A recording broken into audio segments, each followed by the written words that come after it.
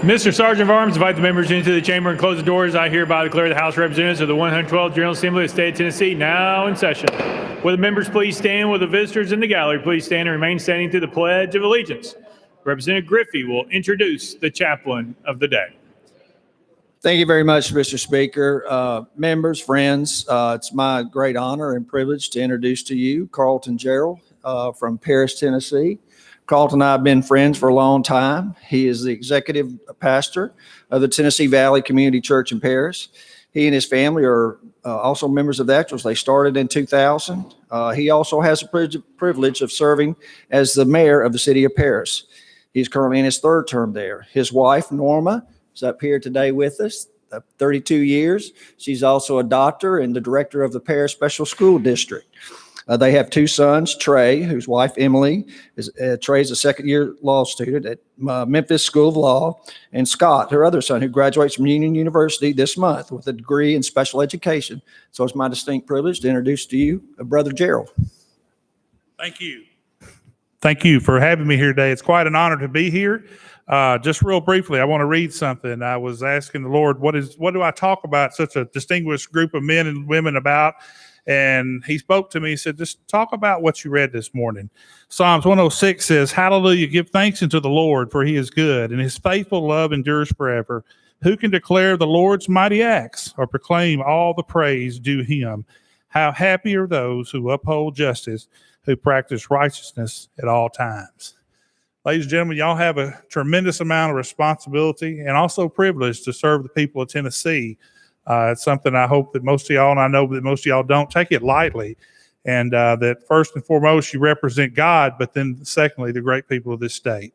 Let's go to him in prayer. Heavenly Father, I thank you for today. I thank you for, first of all, for who you are, to being a God who loved us so much that you give his only son to save from our sins, Father, to serve as our Redeemer, and Father, to show us what true compassion and justice is. Father, I ask you to be these men and women today as they carry on the business of the state. I pray that you'll give them wisdom, discernment, and guidance in the things that they are going to decide, and follow, let them be great representatives, not only of their communities, but also of you.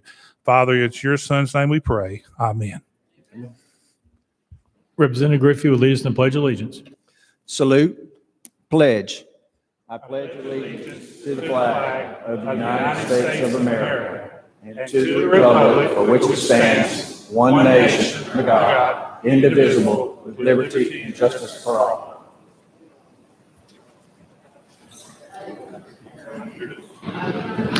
Mr. Clerk, please take the roll. Roll call.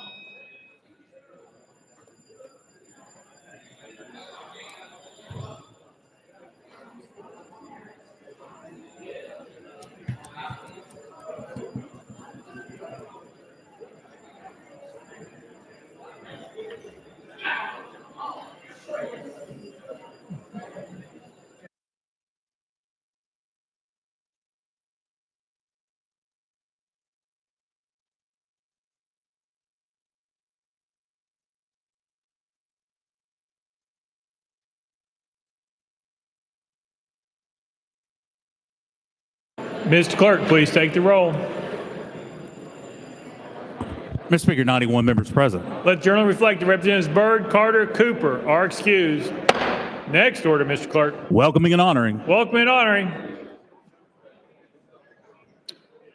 Representative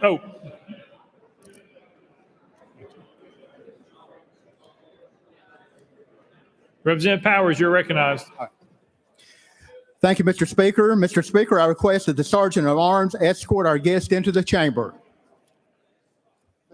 Ms. Sergeant of Arms, escort the guests to the well, please.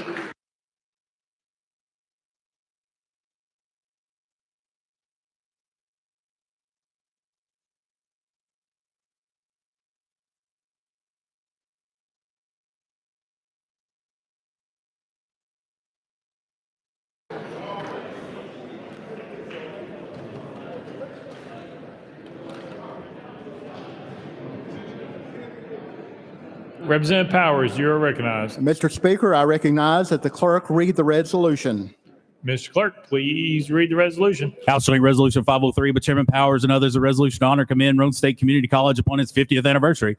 whereas it is fitting that we should honor those institutions of higher learning that foster a sense of community while providing exceptional education to the citizens of Tennessee, and whereas Roane State Community College is one such estimable entity that is worthy of our respect and commendation, and whereas Roane State opened in temporary quarters at the former Fairmont Elementary School in Harriman in the fall of 1971, enrolling 323 students in 35 classes taught by 20 faculty members, and whereas now in its 50th year, Roane State Community College serves more than 6,000 students who are enrolled for credit and thousands more who take various non-credit courses or participate in seminars, workshops, cultural activities, exposition events, and special education services offered by the college, and whereas Roane State Community College plays a vital role in the economic community development of its service area by engaging in partnerships with businesses, industry, and government, and providing training opportunities to the workforce. And whereas in 2020, the Tennessee Board of Regents named Roane State Community College of the Year, presenting the college with a SOAR Statewide Outstanding Achievement Recognition Award.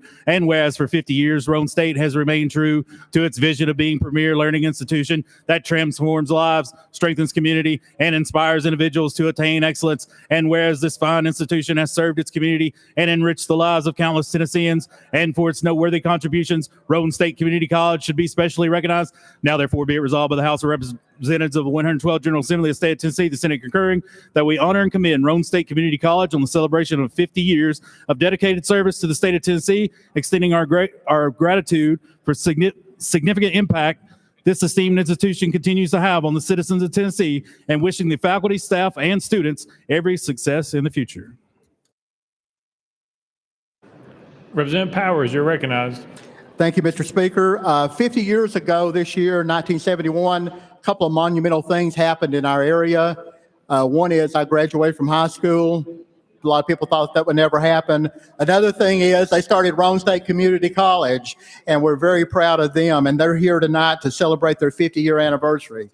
Back in 1971, they had 323 students, and now they've grown to over 6,000 students, and they just won TBR's Community College of the Year in 2020, not 1920, but 2020.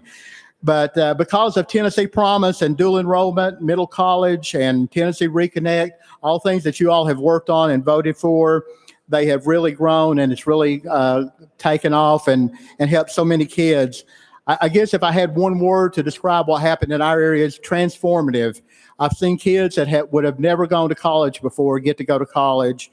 I've seen students that are their first in their family to have ever gone to college.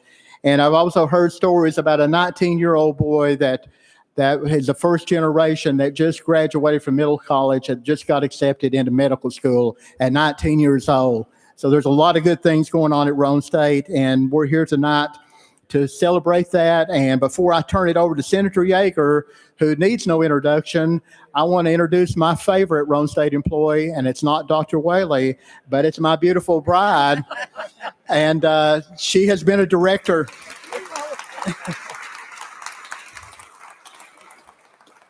Tracy has been a director at Roane State Community College now for 23 years.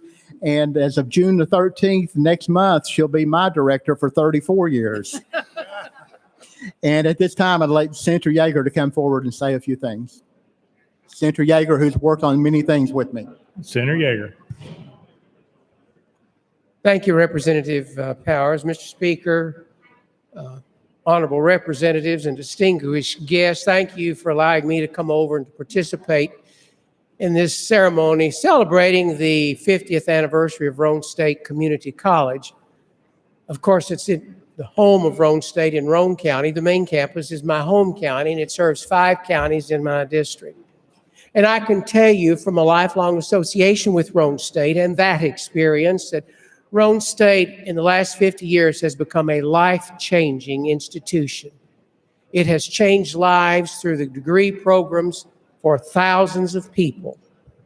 It's also contributed significantly to the economy of Roane County and the region by providing well-paying professional jobs to many people throughout the region. And for these reasons, we are so grateful for Roane State Community College, and we celebrate its anniversary. And it's my privilege tonight to introduce the 5th president, the current president of Roane State, Dr. Chris Whaley. And really, the example of Dr. Whaley, you find the story of Rome State's impact on lives. Dr. Whaley's father was an employee at Rome State Community College, hired by our guest here tonight, Dr. Dunbar, who was the first president of the college. Chris, Dr. Whaley, was a student at Rome State Community College, transferred on, did his degree work, and came back to Rome State Community College as a teacher and elevated to a department head, then an academic officer, and now the president of Rome State Community College. So you see, the career of Dr. Whaley is really an example of the profound effect that the college has on people's lives. Dr. Whaley has demonstrated excellence, concern for students, their access to the college, as well as their success. I'm proud to call him my friend, and I'm happy to introduce him to you today. Thank you.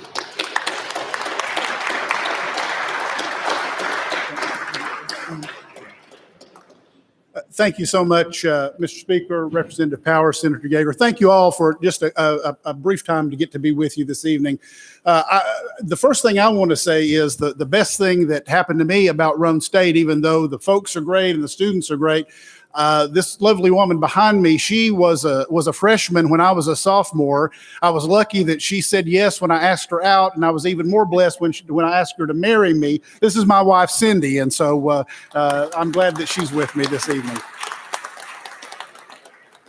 But on behalf of the more than 12,000 students since its inception that have graduated from Rome State Community College, and our 9 campuses that cross 2 time zones in the service areas of all these wonderful folks here, including Mr. Speaker, and we are so joyful at the opportunity to celebrate 50 years because it's the celebration of the success of those students all those years and the great things that they are now doing and the great things that the graduates yet to come will do.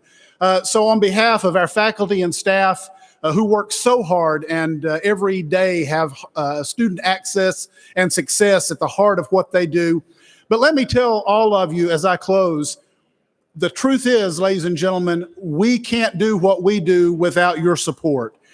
Your transformative support of higher education through programs like Tennessee Promise, Tennessee Reconnect, your support of middle college, your support of dual enrollment, that opens the door wide to access in higher education that no other state in this country has. And on behalf of us, on behalf of our very grateful students, thank you so much for all that you do to provide access and success to students in higher education at Rome State and throughout the Tennessee Board of Regents system. Thank you for this great honor.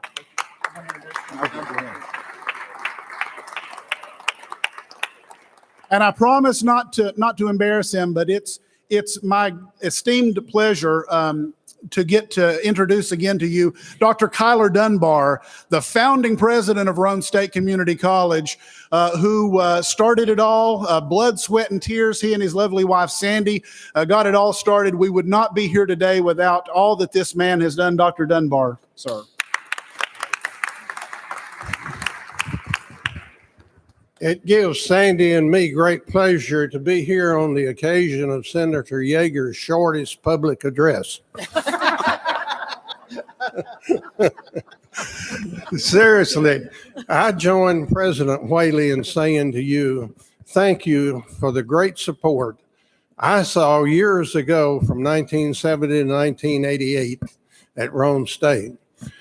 The support of this group, the support of these counties that you all represent is one of the highlights of the community college system in this great state. And I was proud to be a part of it for so many years. Thank you for all that you all have done for us and are doing, and just keep that good work going. We need it to support our citizens. Thank you. Thank you. Good job. Mr. Speaker, would you join us in the well for some photos? And we're going to get the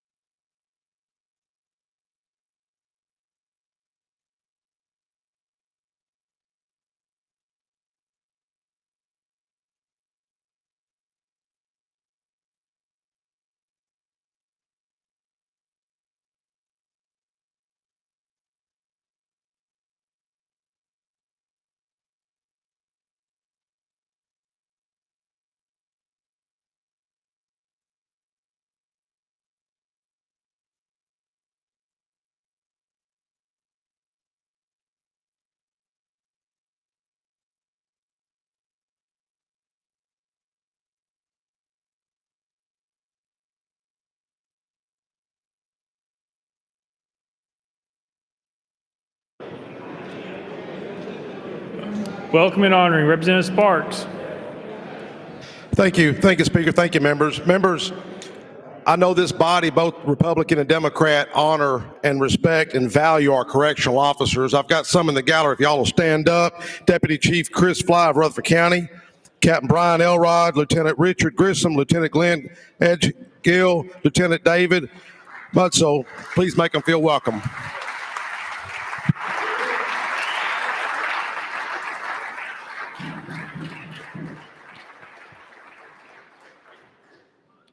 Representative Baum.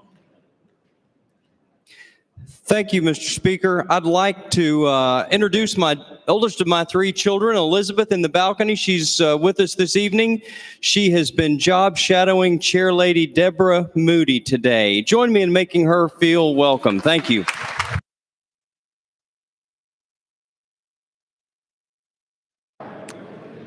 Welcome and honoring. Anyone else? Next order, Ms. Clerk. Introduction to resolutions. Lear Lambert. Oh, Chair Lady Hazelwood.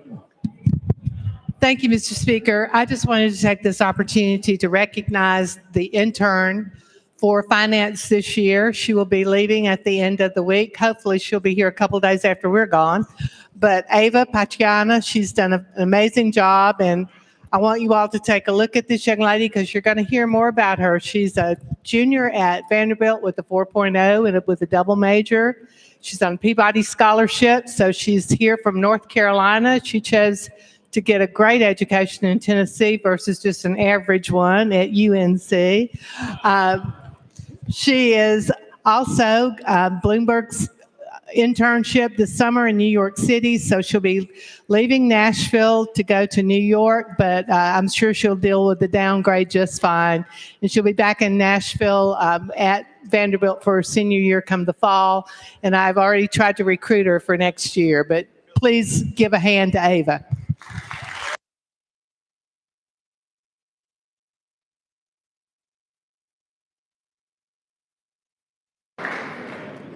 Lear Lambert, you're recognized. Thank you, Mr. Speaker. That all resolutions properly filed be introduced pursuant to Rule number 17 and placed on the consent calendar, referred to the appropriate standing committee. Without objection, so ordered. Next order, Mr. Clerk. Senate Joint Resolutions Congratulatory Memorializing.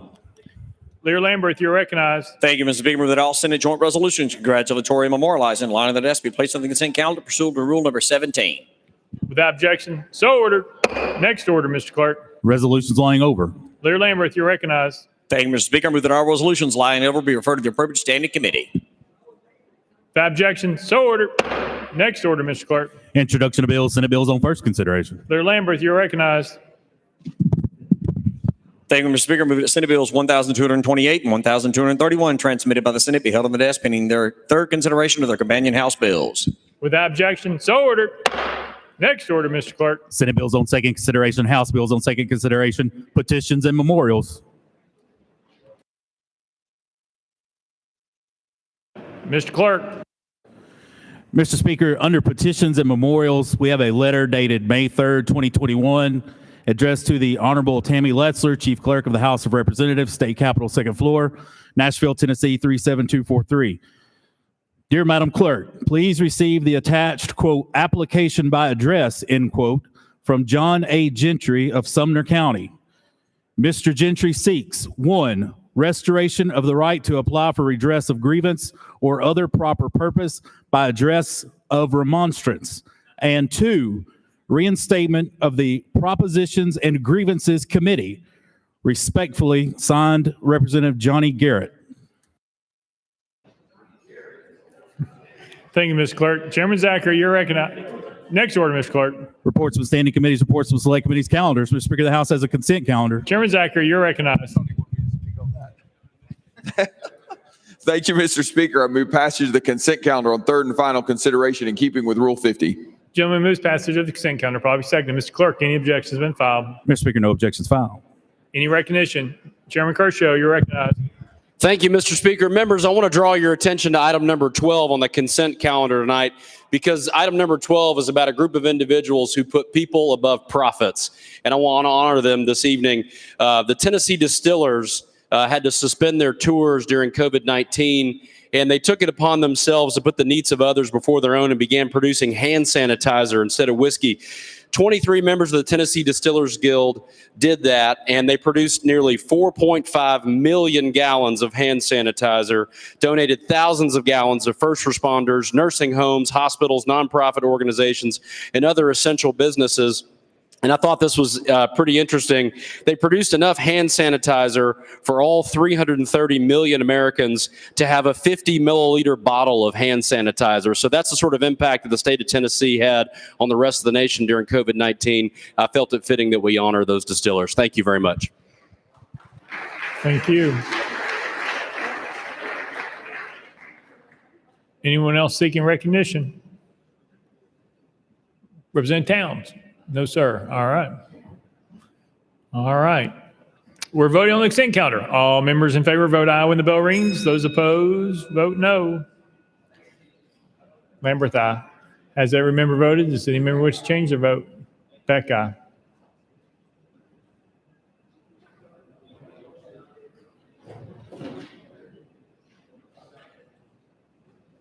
Mr. Clerk, please take the vote. Ayes 86, no nays, one present on voting. Having received the constitutional majority, I hereby declare the consent calendar passed. Without objection, the motion to reconsider is tabled. Next order, Mr. Clerk. Mr. Speaker, the House has a regular calendar. Call it first bill, Mr. Clerk. House Bill 996 by Representative Love, relative to child care. Mr. Speaker, the Senate bill is on the desk. Representative Love, you're recognized. Thank you, Mr. Speaker. I move to substitute and conform to Senate Bill 1105. Representative Love moves to substitute and conform to Senate Bill 1105, probably seconded without objection. So ordered. Representative Love. Thank you, Mr. Speaker. I move passage of Senate Bill 1105 on third and final consideration. Representative Love moves passage of Senate Bill 1105 on third and final consideration, properly seconded. Mr. Clerk, call it first amendment. House Health Committee Amendment number 1, Mr. Speaker, same as Senate Amendment number 1. Chairman Terry, you're recognized. Thank you, Mr. Speaker. Move to withdraw. Without objection, amendment number 1 withdrawn. Next amendment, Mr. Clerk. Mr. Speaker, no further amendments. Representative Love, you're recognized. Thank you, Mr. Speaker. Members, we know that our child care providers provide a wonderful service to our constituents across the state. This piece of legislation simply says that they will be permitted to put on their website the alternative method for making payments to child care providers, which is going to be enrollment-based instead of attendant-based. With that, Mr. Speaker, I renew my motion. Representative Love renews his motion. Any discussion on the bill? Seeing none. Any objection to the question? Seeing none. All those in favor of Senate Bill 1105 vote aye when the bell rings. Those opposed vote no. Has every member voted? Does any member wish to change their vote?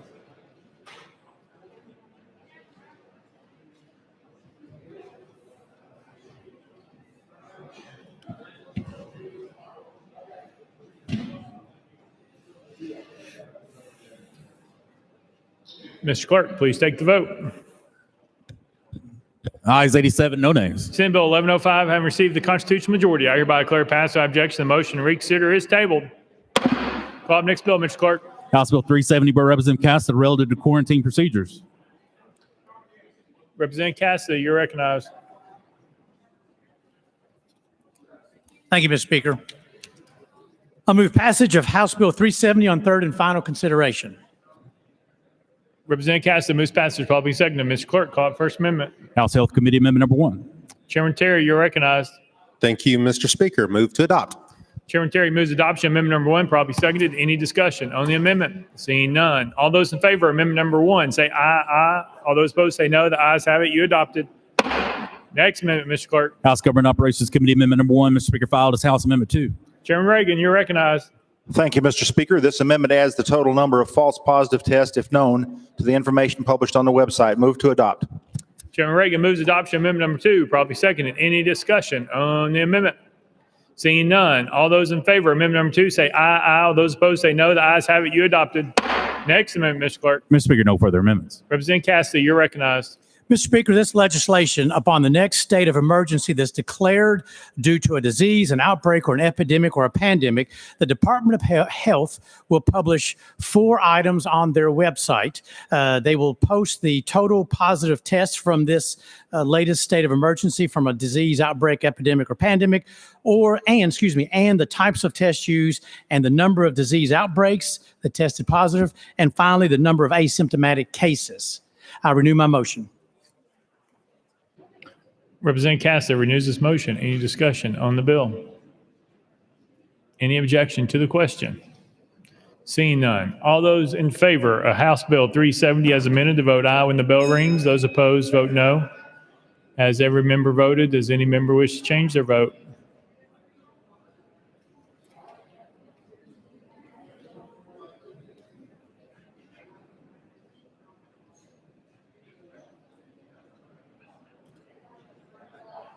Mr. Clerk, please take the vote. Aye, 7513, nay, 2 present, not voting. House Bill 370 having received a constitutional majority, I declare it passed without objection. The motion reconsiders tabled. Call up next bill, Mr. Clerk. House Bill 733 by Representative Smith relative to cruelty to animals. Mr. Speaker, the Senate bill is on the desk.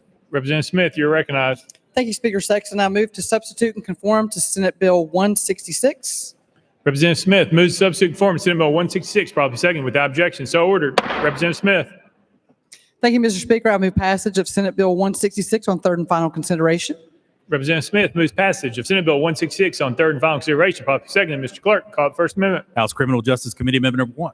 Chairman Kershaw, you're recognized. Thank you, Mr. Speaker. House Criminal Justice Committee Amendment number 1 specifies that the offense of aggravated cruelty to animals includes the intentional or knowing failure to provide food or water to the companion animal, resulting in the death or a substantial risk of death.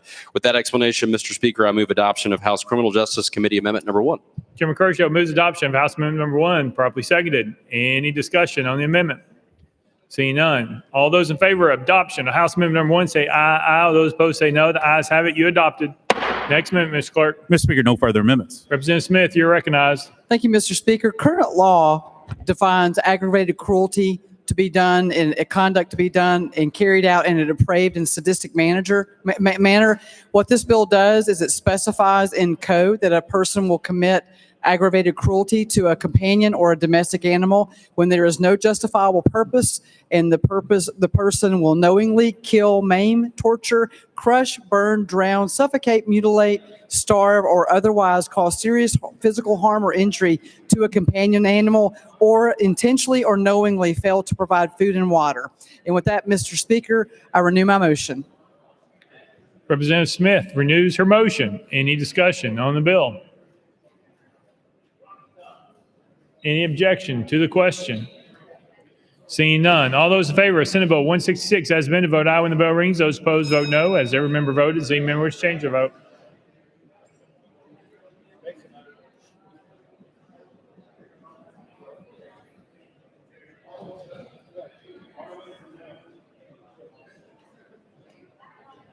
Mr. Clerk, please take the vote.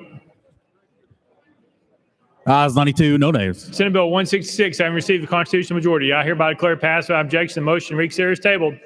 Call up next bill, Mr. Clerk. House Bill 924 by Representative Wright and others relative to law enforcement. Mr. Speaker, the Senate bill is on the desk. Representative Wright, you're recognized. Thank you, Mr. Speaker. I move to substitute and conform to Senate Bill 258. Representative Wright moves to substitute and conform to Senate Bill 258, probably second without objection. So ordered. Representative Wright. Thank you, Mr. Speaker. I move passage of Senate Bill 258 on third and final consideration. Representative Wright moves passage of Senate Bill 258 on third and final consideration, probably second. Mr. Clerk, call the First Amendment. House Criminal Justice Committee Amendment number 1. Mr. Speaker, same as Senate Amendment number 1. Chairman Kershaw, you're recognized. Thank you, Mr. Speaker. House Criminal Justice Committee Amendment number 1 is in the Senate bill. Move to withdraw. Without objection, amendment number 1 withdrawn. Next amendment, Mr. Clerk. Mr. Speaker, no further amendments. Representative Wright, you're recognized. Thank you, Mr. Speaker. This bill authorizes law enforcement agencies to use drones in these instances, provide enhanced security for a public event, and require the owner's consent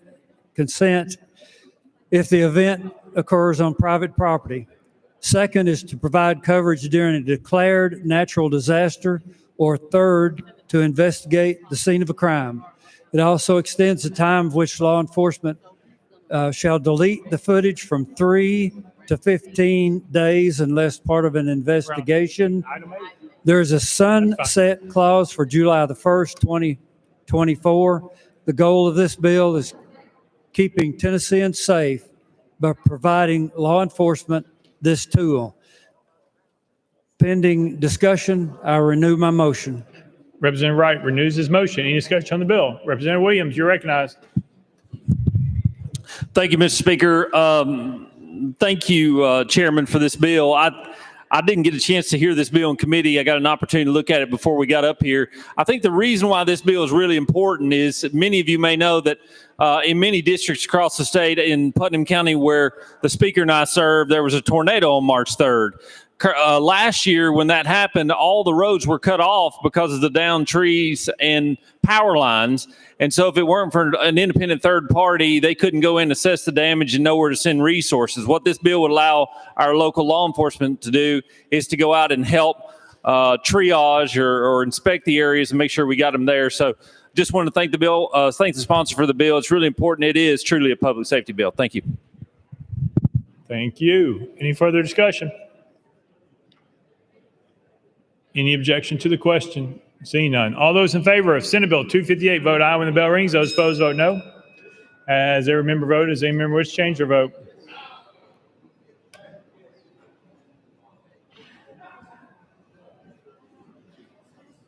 Ms. Clerk, please take the vote. Ayes 93, no nays. Senate Bill 258, having received a constitutional majority, I hereby declare it passed. Without objection, the motion to reconsider is tabled. Call up next bill, Mr. Clerk. House Bill 1027 by Representative Kumar, relative to treatment for children. Mr. Speaker, the Senate bill is on the desk. Chairman Kumar, you are recognized. Thank you, Mr. Speaker. I move to substitute and conform to Senate Bill 126. Chairman Kumar moves to substitute and conform to Senate Bill 126, properly second. Without objection, so ordered. Chairman Kumar. Thank you, Mr. Speaker. I move passage of Senate Bill 126 on third and final consideration. Chairman Kumar moves passage of Senate Bill 126 on third and final consideration. Properly second. Mr. Clerk, call the first amendment. House Health Committee Amendment number 1. Mr. Speaker, same as Senate Amendment number 1. Chairman Terry, you're recognized. Thank you, Mr. Speaker. Move to withdraw. Without objection, amendment number 1 withdrawn. Next amendment, Mr. Clerk. Mr. Speaker, no further amendments. Chairman Curcio, you're recognized. Chairman Kumar, you're recognized. Thank you, Mr. Speaker. Transgender individuals are those who do not identify with the sex that they were born with. They perceive themselves to be of a different or of the opposite sex. This is called gender identity. Medical advances are now being used to alter the sex of these children to conform to their gender identity and perception. Surprisingly, that is happening at very early ages.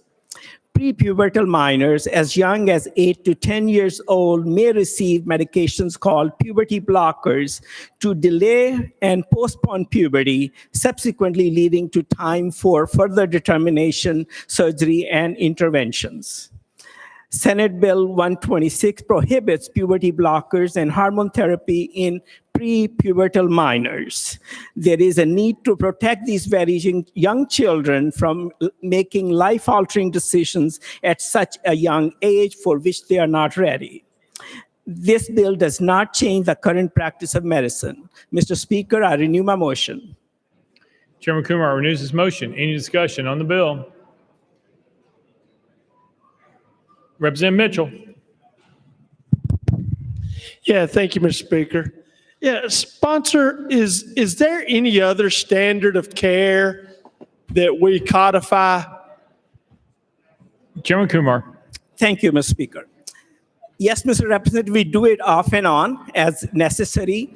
Not too long ago, we established guidelines or passed a law for opioid prescriptions and the amount of dosages used. Representative Mitchell. So yeah, I'm thinking that's the only other one from testimony in committee. That is the only other one. And that was because we had an epidemic of illicit use. Is your problem here today? If there is a problem, has that risen to the level of an epidemic of these doctors, overprescribing these procedures? Chairman Kumar. Thank you, Mr. Speaker. Mr. Representative, I don't know how you compare the importance of these matters. These are very young children, and I think protecting them from a public health and societal point of view is extremely important and urgent. Representative Mitchell. Well, from discussion in committee, they're under the care of a psychiatrist and as a medical doctor. Last time I checked, you and one other are the only medical doctors in this room. So 97 of us would be coming in between a patient and their doctor, thinking that we know better than what a licensed physician or a clinical psychologist, psychiatrist may think's what's in the best interest. So I think you're throwing everything into one bunch and saying one size fits all, and you may not be fully aware of the situation in every case.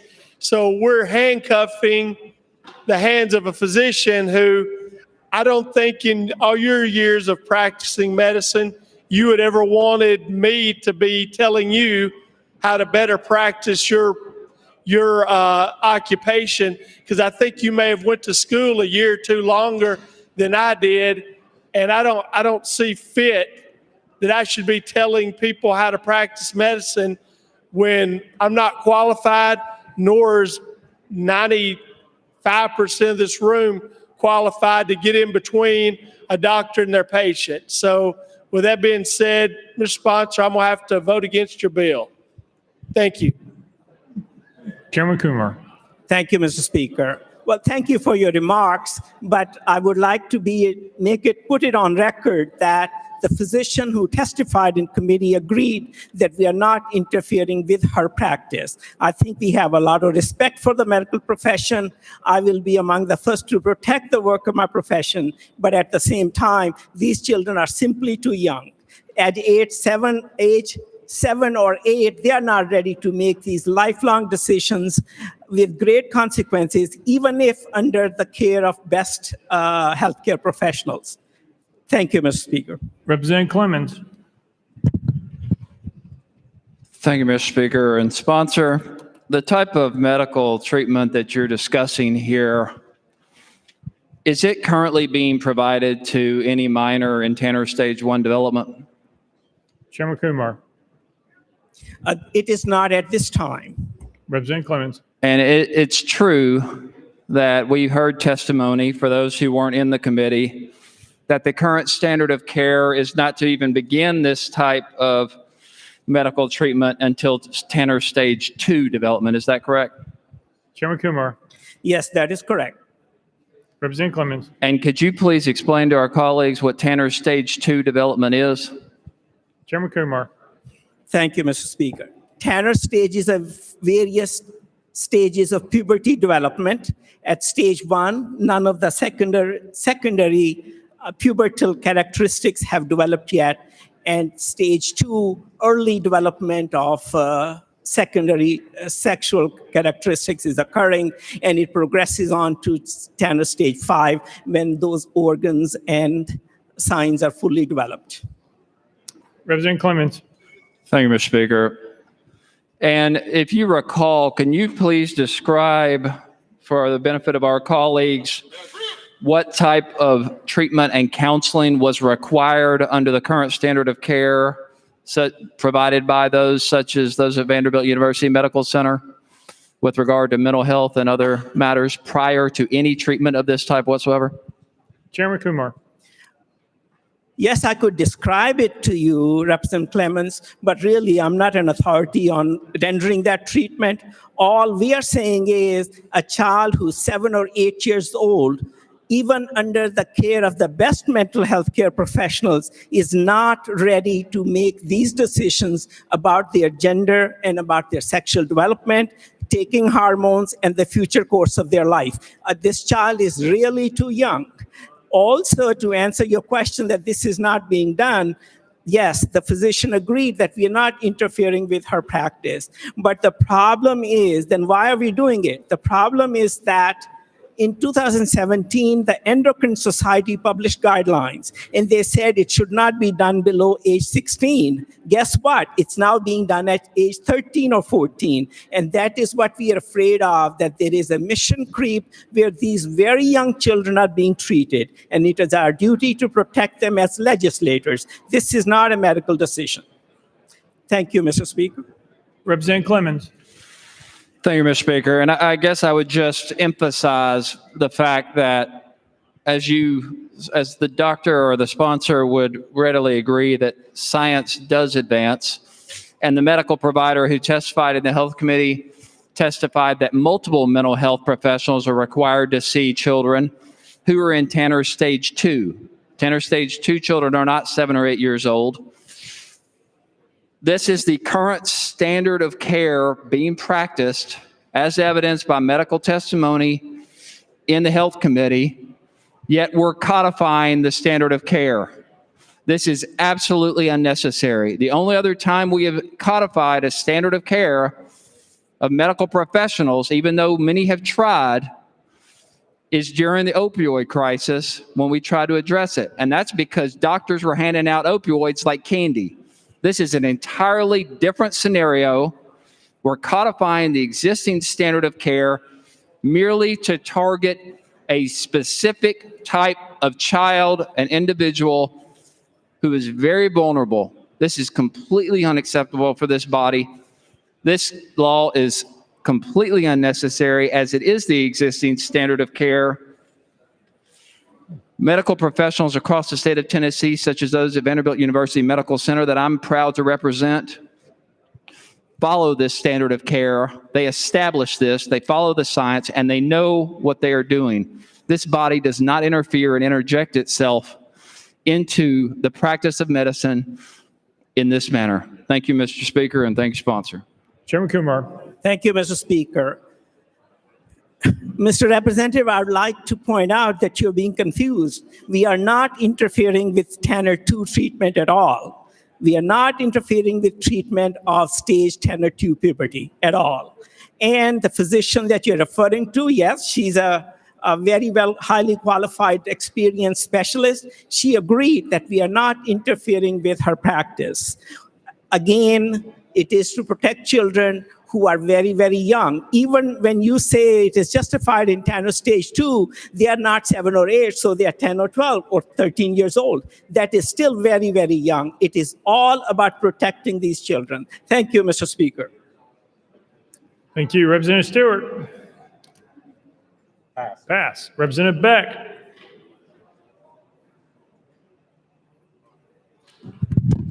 Thank you, Mr. Speaker. Will the sponsor yield? Certainly. Sponsor, you began your presentation speaking about protecting these youth. Are you aware that these youth are 5 to 6 times more likely to take their own life before they reach the age of majority? Chairman Kumar. Thank you, Mr. Speaker. Yes, suicidal tendencies and attempts are common in these children, and that is understandable from the conflict in lives that they are going through, certainly. And that is why these children are under the care of best healthcare professionals, and we are not interfering with that at all. Representative Beck. These youth are, the youth today, they feel everything is immediate. They can't see till they're 18. They can't see till they're 20. We need to keep these children alive till they're 18. This is the ability to give the child an outlet so that they can live to be 18. And for those reasons, I cannot vote for your bill. Thank you. Chairman Kumar. Thank you, Mr. Speaker. I understand your passion and concern. I share that passion and concern. At the same time, giving hormones to these children at a very early age, that does not change their suicidal tendencies and other struggles they're going through. The two things are not connected at all. Representative Beck. Dr. Kumar, I've had hundreds of emails from these youth. And many of them tell me this is the only thing that has kept them alive. So I would stand to disagree. Thank you. Chairman Kumar. Sincerely, it needs clarification in the sense that we are saying you will not begin to do what you're not doing. So what is being done is being done. And that treatment at this time is continued. We are not interfering with the current therapy at all. Thank you, Mr. Speaker. Thank you. Representative Moon. Thank you, Mr. Speaker. I move previous question. Previous question's been called. Any objection? Seeing none. All those in favor of Senate Bill 126, vote aye when the bell rings. Those opposed, vote no. Has every member voted? Does any member wish to change their vote?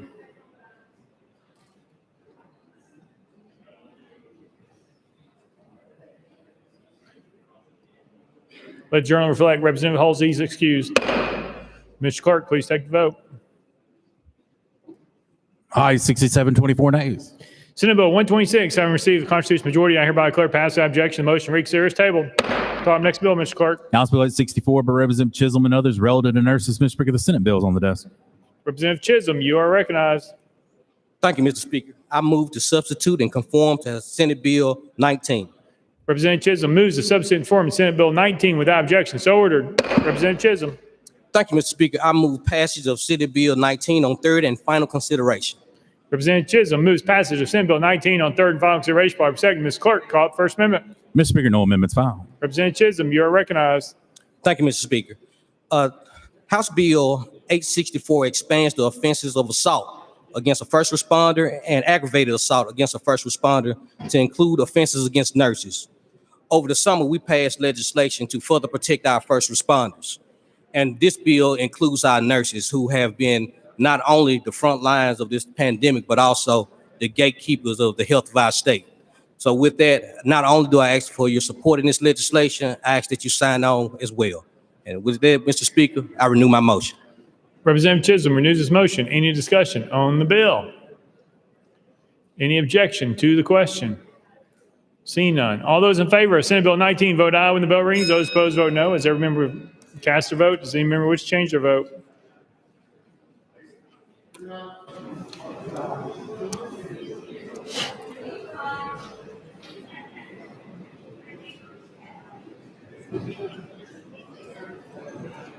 Mr. Clerk, please take the vote.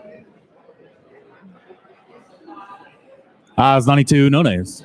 Senate Bill 19, having received the constitutional majority, I hereby declare pass without objection. The motion to reconsider is tabled. Call up next bill, Mr. Clerk. House Bill 1406 by Chairman Curcio and others relative to criminal justice. Mr. Speaker, the Senate bill is on the desk. Chairman Curcio, you're recognized. Thank you, Mr. Speaker. I move to substitute and conform to Senate Bill 1380. Chairman Curcio moves to substitute and conform to Senate Bill 1380, properly seconded without objection. So ordered. Chairman Curcio. Thank you, Mr. Speaker. I move passage of Senate Bill 1380 on third and final consideration. Chairman Curcio moves passage of Senate Bill 1380 on third and final consideration. Properly seconded. Mr. Clerk, call up First Amendment. House Criminal Justice Committee Amendment number 1. Mr. Speaker, same as Senate Amendment number 1. Vice Chairman Sexton, you're recognized.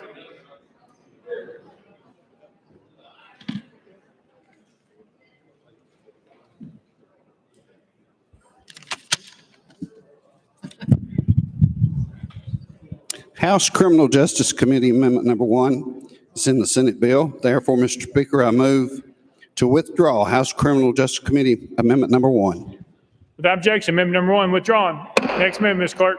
Mr. Speaker, no further amendments. Chairman Curcio, you're recognized. Thank you, Mr. Speaker. Members, this bill as amended comes from some work done over the summer to analyze and improve law enforcement's use of force policies and would create a standard across the state. With that, I move passage. I renew my motion. Chairman Curcio renews his motion. Any discussion on the bill? Any objection to the question? Seeing none. All those in favor of Senate Bill 1380, vote aye when the bell rings. Those opposed, vote no. As every member casts their vote, does any member wish to change their vote? Weaver, aye. Hilton, aye.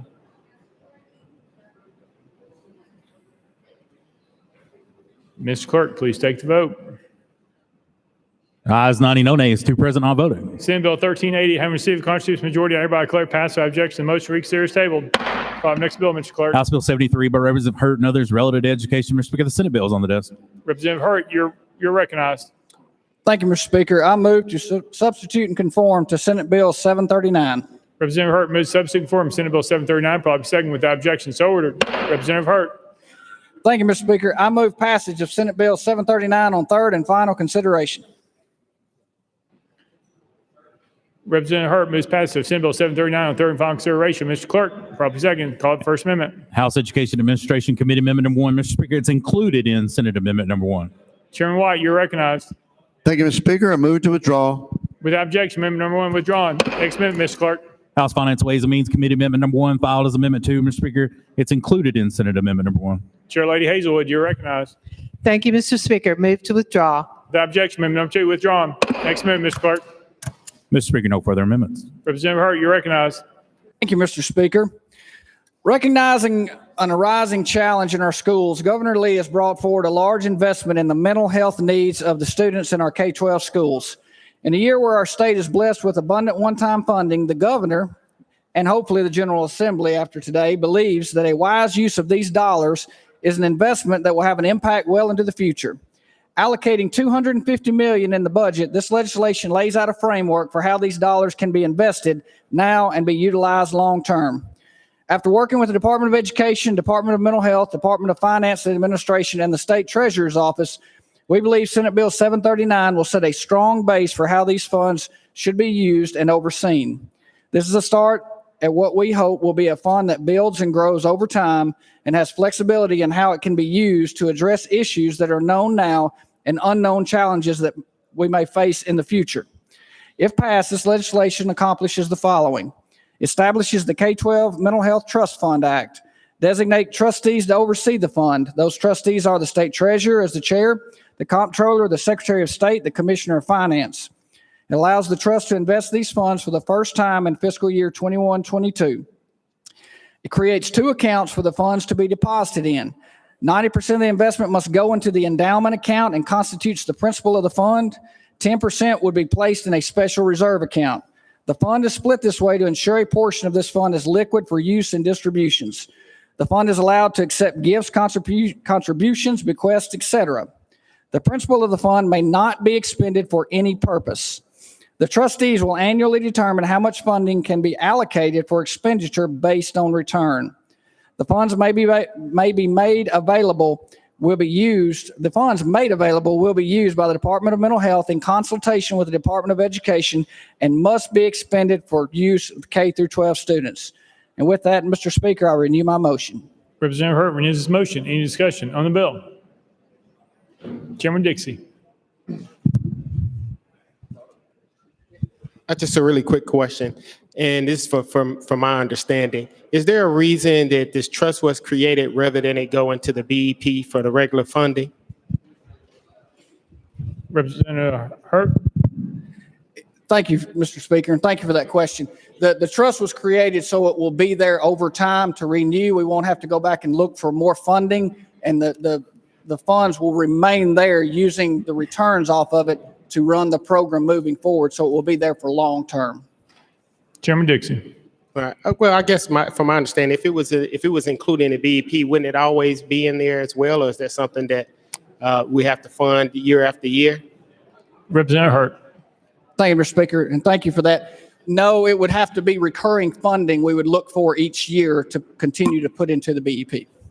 Chairman Dixie. Thank you, Mr. Speaker. Representative Clemens. Thank you, Mr. Speaker, and thank you, sponsor. Mental health care of our students must be a priority, especially coming off this pandemic. What type of steps are going to be in place to decide how to spend these monies that result from the trust fund? Representative Hurt. Thank you, Mr. Speaker, and thank you for the question. Across the state, in all 95 counties and a couple more in the larger districts, there is a school-based behavioral health liaison. That liaison, in coordination with the school counselors in the schools, will develop a plan with each individual school to make sure the monies they are allotted and the plan that's turned in will be used specifically for that school. So they will be planned and spent in direct consultation with the Department of Health. Representative Clemens. Thank you, Mr. Speaker. And so there's one liaison per LEA. I think that's what you just said. And so, obviously children at each school within the LEA have different needs, come from different parts of the community. I know here in Nashville, you can go from one end of the county to another, and you're going to have any different number of ACEs experienced by children from classroom to classroom, much less from school to school. And so are we putting anything or investing anything into the schools themselves to identify what type of needs and treatment these students are going to need so that they do have a fair opportunity to succeed in the classroom? Representative Hurt. Thank you, Mr. Speaker. And to answer that, yes, because it is an individual approach with the liaisons to each individual school and the counselors at that school and what they have that they see at each individual school to build a plan for what each school needs customized to that school and to utilize these funds. And let me clarify, I could be mistaken, but I believe in the larger districts, there are more than one of these liaisons available. Representative Clemens.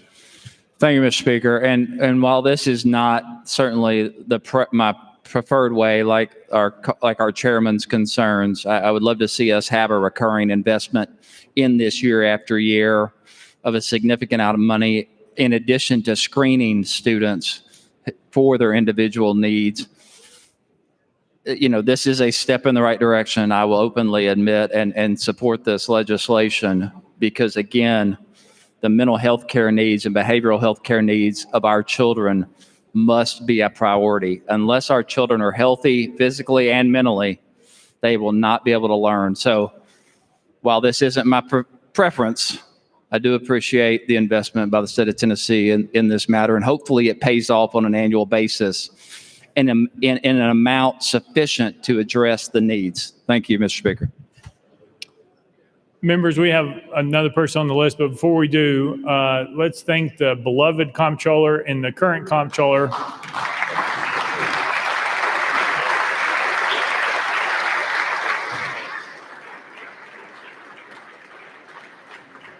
I think they have pizza outside for you if you're hungry. Chairman Faison, you have anything to add back there in the back? No, sir. All right. Representative Johnson and Knox. Thank you, Mr. Speaker.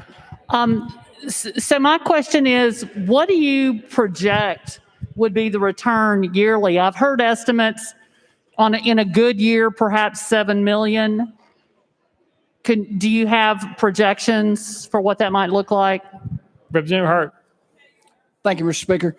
The only thing that as far as returns to state how much will be available, that's a dangerous situation because we don't know what the market is. But, you know, what I've been told is on the low end, 1 to 1.5% on the low end, but on the high end, depending on the markets, you know, history has shown our managers have gotten a really good return. But to project that, I would not want to take a guess on that, to be honest. Representative Johnson and Knox.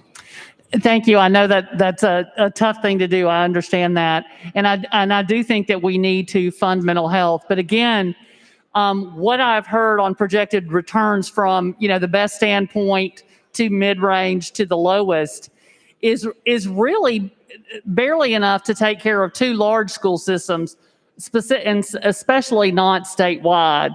So I really believe that if we want to focus on mental health in our schools, we've got to make a bigger investment than that, and we've got to make one now.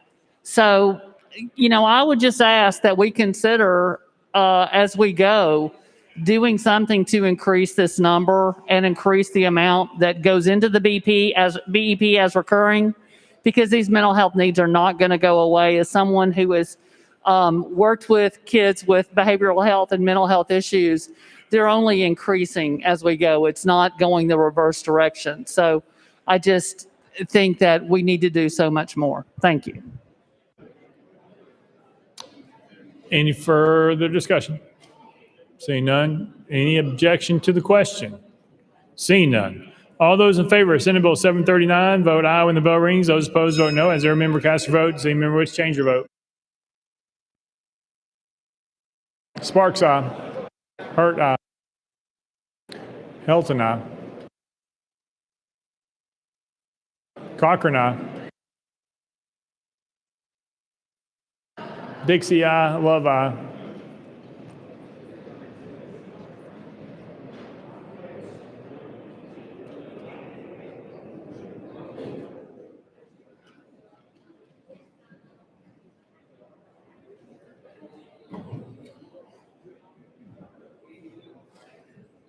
Ms. Clerk, please take the vote. Ayes 84, 1 nay. Senate Bill 739 having received a constitutional majority, I hereby declare passed. I object to the motion to reconsider is tabled.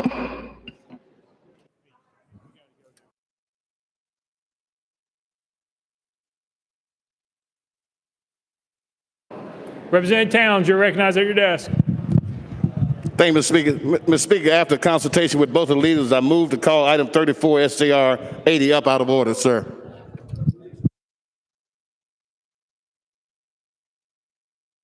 Without objection, so ordered. Representative Towns, at the well, please.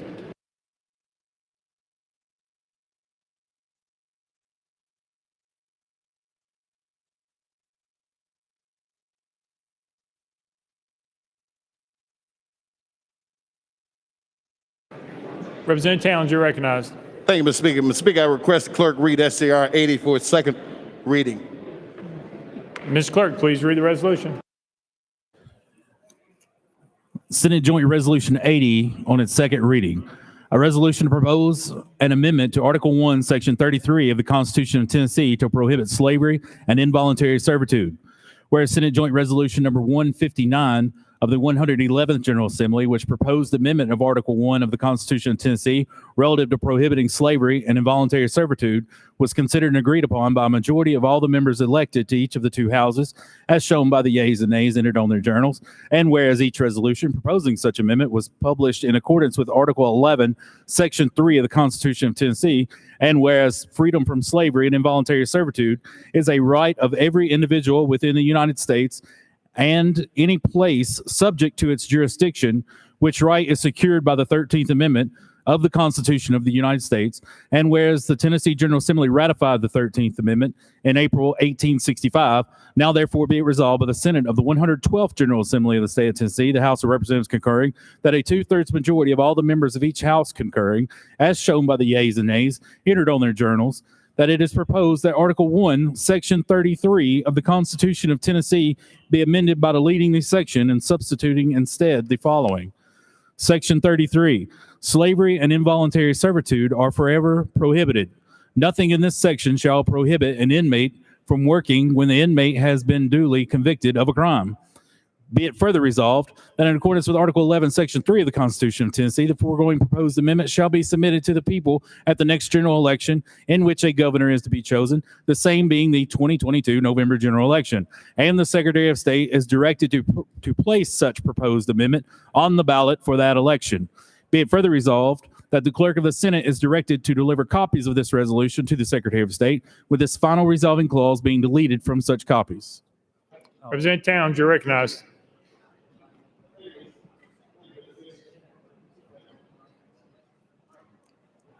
How you on, Representative Towns?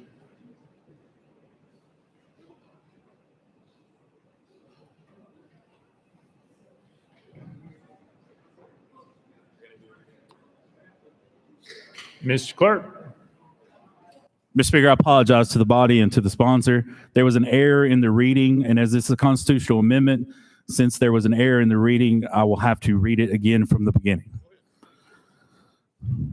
Senate Joint Resolution 80, a resolution to propose an amendment to Article 1, Section 33 of the Constitution of Tennessee to prohibit slavery and involuntary servitude.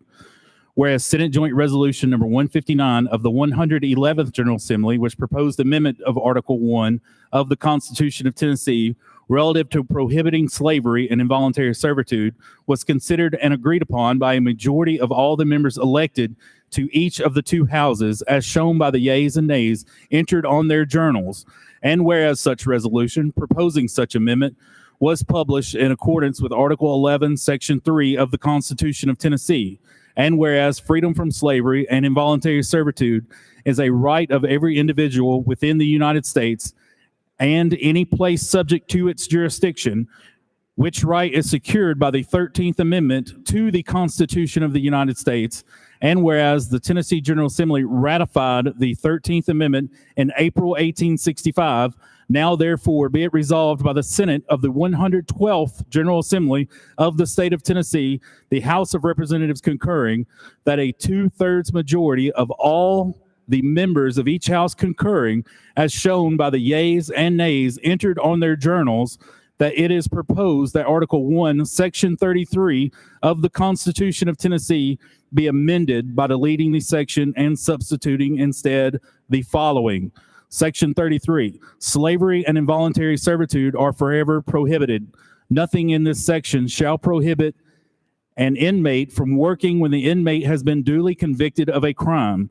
Be it further resolved that in accordance with Article 11, Section 3 of the Constitution of Tennessee, the foregoing proposed amendment shall be submitted to the people at the next general election in which a governor is to be chosen, the same being the 2022 November general election, and the Secretary of State is directed to place such proposed amendment on the ballot for that election.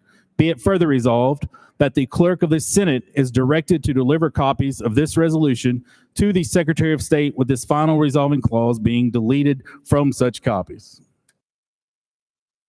Representative Towns, you're recognized. Thank you, Mr. Speaker. Mr. Speaker, let me thank the clerk for being so astute in catching that. Mr. Speaker, I move that SJR 80 be set for its third and final reading May 4th, 2021. Without objection, so ordered. Call up next bill, Mr. Clerk. Mr. Speaker, that brings the body back to item 9, House Bill 556 by Deputy Speaker Johnson relative to nursing home assessments. Deputy Speaker Johnson, you're recognized. Thank you, Mr. Speaker. I move passage of House Bill 556 on third and final consideration. Deputy Speaker Johnson moves passage, probably seconded. Mr. Clerk, call up First Amendment. House Insurance Committee Amendment number 1. Chairman Kumar, you're recognized. Thank you, Mr. Speaker. This deals with TennCare assessment and adjustment to the same. Move to adopt on the sponsor to explain. Chairman Kumar moves adoption of House Amendment number 1, probably seconded. Any discussion on the amendment? Seeing none. All those in favor of amendment number 1 say aye. Aye. All those opposed say no. The ayes have it. You adopted. Next amendment, Mr. Clerk. Mr. Speaker, no further amendments. Deputy Speaker Johnson, you're recognized. Thank you, Mr. Speaker. House Bill 556 renews the annual nursing home bed assessment through June 30th of 2020. I renew my motion. Deputy Speaker Johnson renews his motion. Any discussion on the bill? Any objection? Oh, Representative Reagan. Thank you, Mr. Speaker. Can the sponsor please repeat that last statement? Deputy Speaker Johnson. House Bill 556 renews the annual nursing home bed assessment through June 30th of 2020. 2022.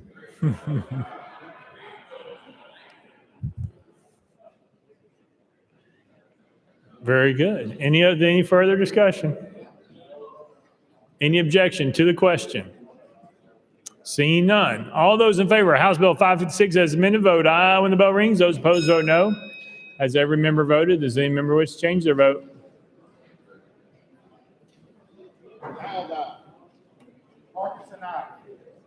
Johnson, aye. Parkinson, aye.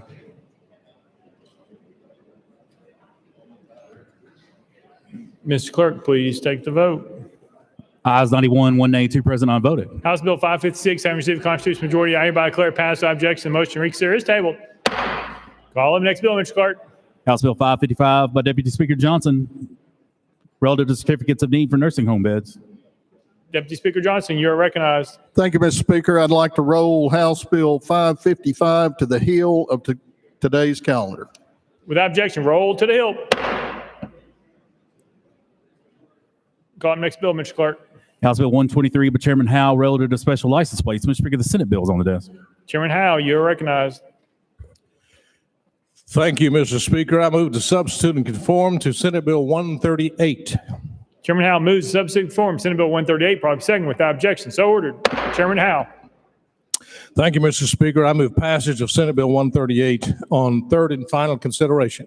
Chairman Howe moves passage of Senate Bill 138 on third and final consideration. Probably second. Mr. Clerk, call the First Amendment. House Transportation Committee Amendment number 1, Mr. Speaker, same as Senate Amendment number 1. Vice Chairman Hall, you are recognized. Thank you, Mr. Speaker. Move to withdraw. Without objection, amendment number 1 withdrawn. Next amendment, Mr. Clerk. House Amendment 2 by Chairman Howell. Mr. Speaker, it was timely filed. Chairman Howell, you're recognized. Thank you, Mr. Speaker. This was an untimely filed amendment that came over from the Senate to add just another amendment for a specially licensed plate. Move to adopt.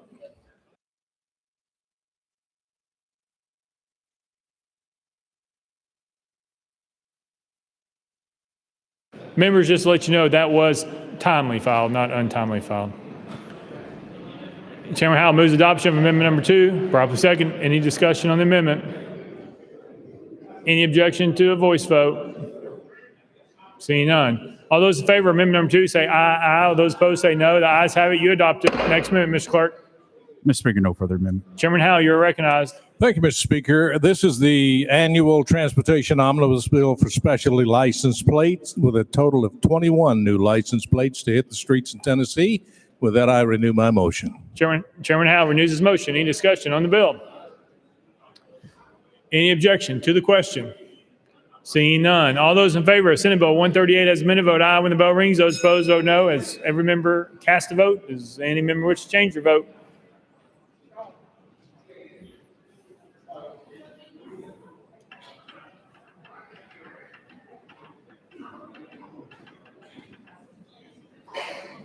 Ms. Clerk, please take the vote.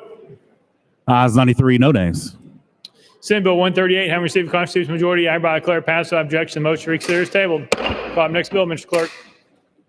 Mr. Speaker, House Bill 90 by Chairman Powers and others relative to coal mining reclamation. Mr. Speaker, the Senate bill is on the desk. Chairman Powers, you're recognized.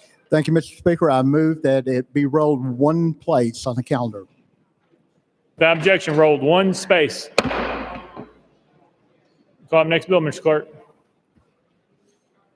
House Bill 544 by Chairman Powers relative to specific service signs. Mr. Speaker, the Senate bill is on the desk. Chairman Powers, you're recognized. Thank you, Mr. Speaker. I move to substitute and conform to Senate Bill 267. Chairman Powers moves to substitute and conform to Senate Bill 267. Proper second without objection. So ordered. Chairman Powers. Thank you, Mr. Speaker. I move passage of Senate Bill 267 on third and final consideration.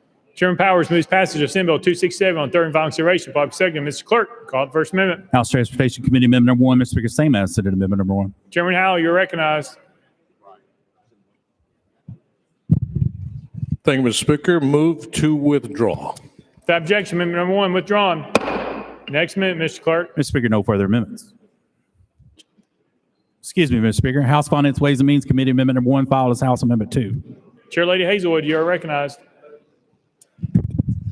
Thank you, Mr. Speaker. I move adoption of the amendment, and I defer to the sponsor for an explanation. Chair Lady Hazelwood moves adoption of amendment number 2. Probably second. Any discussion on the amendment? Seeing none. All those in favor of amendment number 2 say aye. Aye. All those opposed say no. The ayes have it. You adopted. Next amendment, Mr. Clerk. Mr. Speaker, no further amendments. Chairman Powers, you're recognized. Thank you, Mr. Speaker. House Bill 544 allows a business that has been on the Interstate Local Board for 10 years or more and has been bumped to be rolled over to another board with a different title if there is a vacancy. It would not allow more than 2 logos to be added onto one board with a different title. And with that, Mr. Speaker, I renew my motion. Chairman Powers renews his motion. Any discussion on the bill? Any objection to the question? Seeing none. All those in favor of Senate Bill 267 as amended, vote aye when the bell rings. Those opposed, vote no. Has every member cast their vote? Does any member wish to change their vote?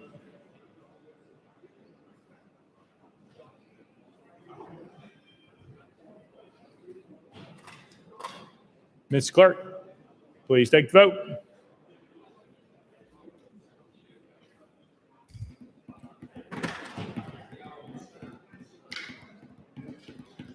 Ayes 93, no nays. Senate Bill 267, having received the constitutional majority, I hereby declare passed without objection. The motion to reconsider is tabled. Call up next bill, Mr. House Clerk. Bill 90 by Chairman Powers and others relative to coal mining reclamation. Mr. Speaker, the Senate bill is on the desk. Chairman Powers, you're recognized.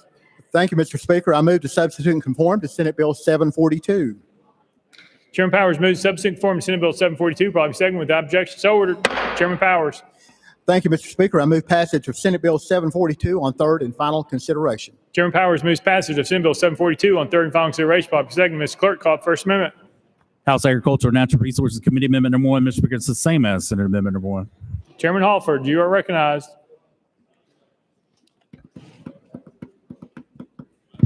Thank you, Mr. Speaker. Move to withdraw. Without objection, amendment number 1 withdrawn. Next amendment, Mr. Clerk. House Amendment 2 by Representative Stewart. Mr. Speaker, it was not timely filed. The member is allowed a 1-minute explanation. Representative Stewart, you are recognized. I withdraw. Without objection, amendment number 2 withdrawn. Next amendment, Mr. Clerk. House Amendment 3 by Representative Stewart. Mr. Speaker, it was not timely filed. The member is allowed a 1-minute explanation. Representative Stewart, you're recognized. Thank you, members. This is the primacy bill that would shift regulation of the coal industry in Tennessee to state regulators at a significant cost. I'm worried that we're going to lose money. And so what this simply says is, on or before January 1 of 2022, the Department of Environment and Conservation shall report to the Finance, Ways, and Means Committee of the House and the Senate to tell us how much revenue was generated by the fees imposed by the Primacy and Reclamation Act. And this will make sure it turns out that we're not spending a whole bunch of money unnecessarily to do something that we're already getting for free from the federal government.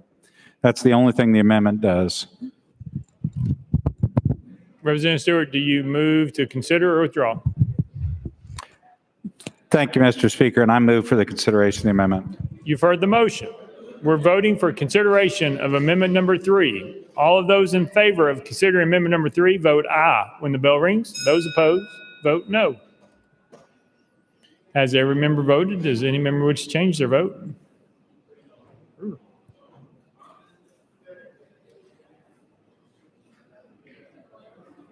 Mr. Clerk, please take the vote.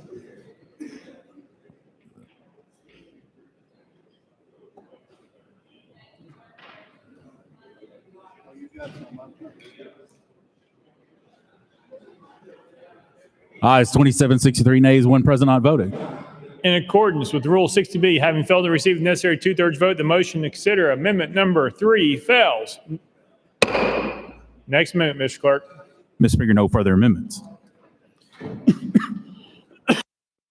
Chairman Powers, you're recognized. Thank you, Mr. Speaker. House Bill, as you can tell by my bodyguards up here, House Bill number 90 is an administration bill.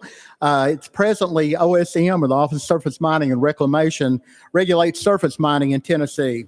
We're the only state in the union without a state-regulated program. In 2018, I sponsored the Primacy and Reclamation Act, directing the governor to pursue state oversight of the Surface Mining Control and Reclamation Act, or SMACRA, frequently referred to as Primacy. Since that time, the administration sought informal review of the 2018 act from the OSM, and the feedback was clear from them. In order for Tennessee to receive primacy, OSM must determine in their sole discretion that our program is at least as stringent as federal law, and that the state has the financial capability to administer and operate the program, and this bill will do that. And with that, Mr. Speaker, I renew my motion. Chairman Powers renews his motion. Any discussion on the bill? Representative Freeman, you're recognized. Thank you, Mr. Speaker. Thank you, sponsor. Do you have any idea how many people are employed by the coal industry in the state of Tennessee at this time? Chairman Powers. Yes, thank you. Currently, there's about 25 to 30 people employed. What's happened over the past few years, because we don't have primacy, other states do. The coal industries kind of went down in the state of Tennessee. So with this bill, we hope to open that up and start reclaiming and remining old mines that have been abandoned. Representative Freeman. That's a decent answer. I'm not sure that that's exactly why we're dropping. The main reason is coal in Tennessee, predominantly those of you who live in East Tennessee, is high in sulfur content. And when that coal is burned, it's too hot for our power plants. So most of the coal that is mined in East Tennessee, in some of the most beautiful parts of the United States, it's sent overseas. And it's used for steel production. The main importer of coal from the state of Tennessee is China. And they use the bulk of that to produce steel. And I just think that right now we have a system that is working. And why we would change a law for an industry that employs 25 people is a little bizarre. And for that, I'm not going to be able to support your bill, but I appreciate it. Chairman Powers. Thank you. Thank you for that. Yes, right now, there's not anything being shipped to China because nothing's really being mined a lot. If you go across the border to Kentucky, they're mining 6.1 million tons of coal just last year. And even though it has decreased some, the coal mining is still an industry that is going to be working and used for not only, it's also fossil fuels right now are used for 80% of all fuel, and coal is 40% of that. But most of the coal mined in East Tennessee is used for other things because it's a different type of coal. It's a metallurgic coal rather than a steam coal or a thermal coal that's burned like with TVA or whatever. So it's used for solar panels, computer chips, a lot of the other technology, even cell phones. But a lot of that, the blue gem seam of coal that runs through Tennessee, that's a very rare type of coal, and it's not really being used a lot for steam coal.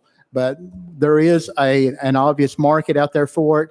There's a lot of companies that want to come to Tennessee right now if we regain primacy.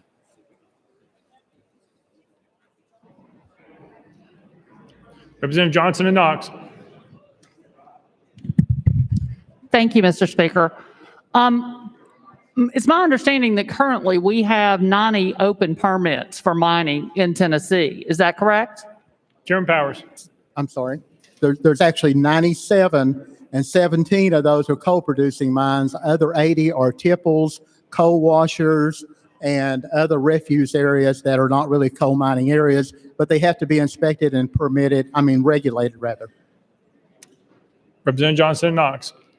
Thank you. So we do have current permits, even though without primacy. So my other question is regarding, we've seen a lot of coal companies in the region go under, surrounding states and that sort of thing. If these coal companies go bankrupt, are we going to be responsible for the reclamation costs? Chairman Powers. The coal mining companies have to be bonded. They have to pay for bonding for their own reclamation if they should be bankrupt. With Tennessee, we have a type of incremental type bonding too, where we can change it from time to time. What we were seeing happen a lot of time when OSM, the federal government, that didn't have that state control regulation, what they were doing, they would bond it for a certain amount. And then sometimes if a company failed, it would go over that amount. If it's done with the state of Tennessee, if TDEC is doing it, which would be the department in charge of this, then it will be incrementally the change to where it would cover the bonded amount. Representative Johnson and Knox. Thank you. So this is really, really difficult to understand in that currently that burden is on the federal government. And so why do we want to take on that potential burden, take on the cost? We're taking on $1 million a year cost anyway, at least. And prior to this, that burden was on the federal government. And we don't have any assurity that we're going to get that kind of coal out of the ground in Tennessee anyway. It's been a decline, a 91% decline since 2008. And to say that's because we didn't have primacy doesn't really make a lot of sense. It's not making sense. Chairman Powers. You're right. It has been a decline, a 91% decline in Tennessee, but it hasn't been that much in other states. There's been a slight decline, but when you got states like Kentucky that are able to mine 6.1 million tons of coal, and we can't mine any because they have primacy and we don't. Kentucky should never be beating us at coal mining, at football, or at basketball. We should always be number one. Representative Johnson might agree with that. Maybe. But the reality is, still, it's going to cost us money, and we've got permits open, and I don't think this is a wise spending of Tennessee tax dollars. And in a field where fewer than 50 employees for years, and at the risk of destroying what's beautiful about our state. So I'll be voting against your bill. Chairman Powers. Oh, thank you. But a big part of our bill is reclamation. And one thing that we're able to do now with coal mining, we have the technology to go in and remine old mines that were abandoned back when I was growing up, back in the 60s and 70s. But since the 1977 SMAC, the Reclamation Act, all those mines have to be cleaned up. We can go into those mines. We have the technology to go in and get the coal out, use the rare earth elements that are already in there too. We can use those that are put in the refuse areas. We can mine the coal, and we'll go back and good bill for Tennessee. We're state, the government that's closest to the people is going to be the best type of government, and that's what we want to do. We want to take this away from the federal government. They want to give it to us. They provide $2.1 million for us to set up this program. And yes, there's going to be, on the fiscal note, it looks like, there's going to be an expense, but they're not counting any type of production or any type of permitting or companies that want to come in here. That's not included in that note. But thank you. Chairman Todd. Thank you, Mr. Speaker. We learned a lot this session during the Ag Committee meetings about mining and all that it brings to our state. And one of the points that has been sort of mentioned here is that we have lost mining companies to other states because for one reason, we did not have primacy. And it's very important for us to be able to get those jobs back so that those folks have the assurance. We do that a lot in legislation here. We make sure the public has the assurance, especially businesses, of what kind of environment they're going to be operating in. So this is a very good opportunity for us to do that in this one of the very last regulatory fields that we don't have primacy on. And you mentioned the rare earth elements as something becoming more and more valuable, much more critical to our infrastructure. And I appreciate the opportunity to vote on this. I think this is very good and will be good for a lot of areas of our state that have mining operations that have ceased temporarily. And I think we'll get those jobs back. We'll get those the taxes and things from that reclamation and from that exercise of this industry. And so I appreciate the opportunity to vote on this. Thank you, sir. Thank you, Mr. Speaker. Thank you. Chairman, Speaker Pro Tem Marsh. Thank you, Mr. Speaker. Call previous question. Previous question has been called. Any objection? Only see two. We're voting. All those in favor of Senate Bill 742 vote aye when the bell rings. Those opposed vote no. Has every member cast their vote? Does any member wish to change their vote?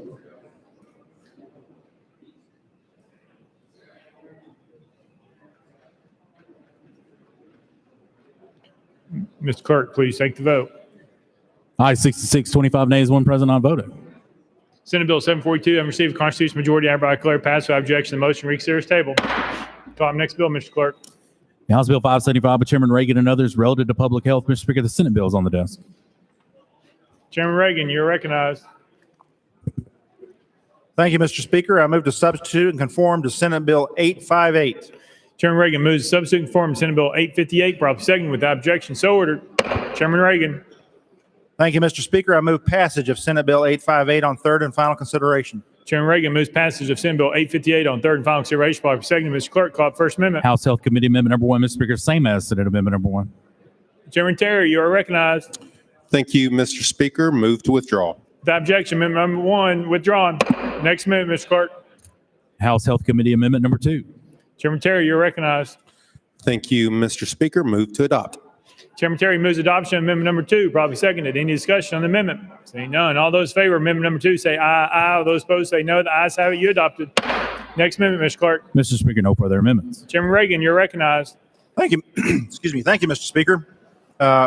Sections 1 through 5 of this amendment are cleanup language for a bill that we previously passed affecting the 6 metro health departments. The next section puts the definition of quarantine into the Tennessee code. It previously existed in a rule. This just moves it to the code. Section 6, which is the main reason that I'm running this bill, basically states that we cannot have a vaccine passport for COVID-19. The state government entity, whether it's county or city or otherwise, cannot require a private business to require proof of vaccination against COVID-19 as a condition for entering the business or using its services. Governor Lee is supporting this legislation, and I would like to read a statement from Governor Lee. I oppose vaccine passports.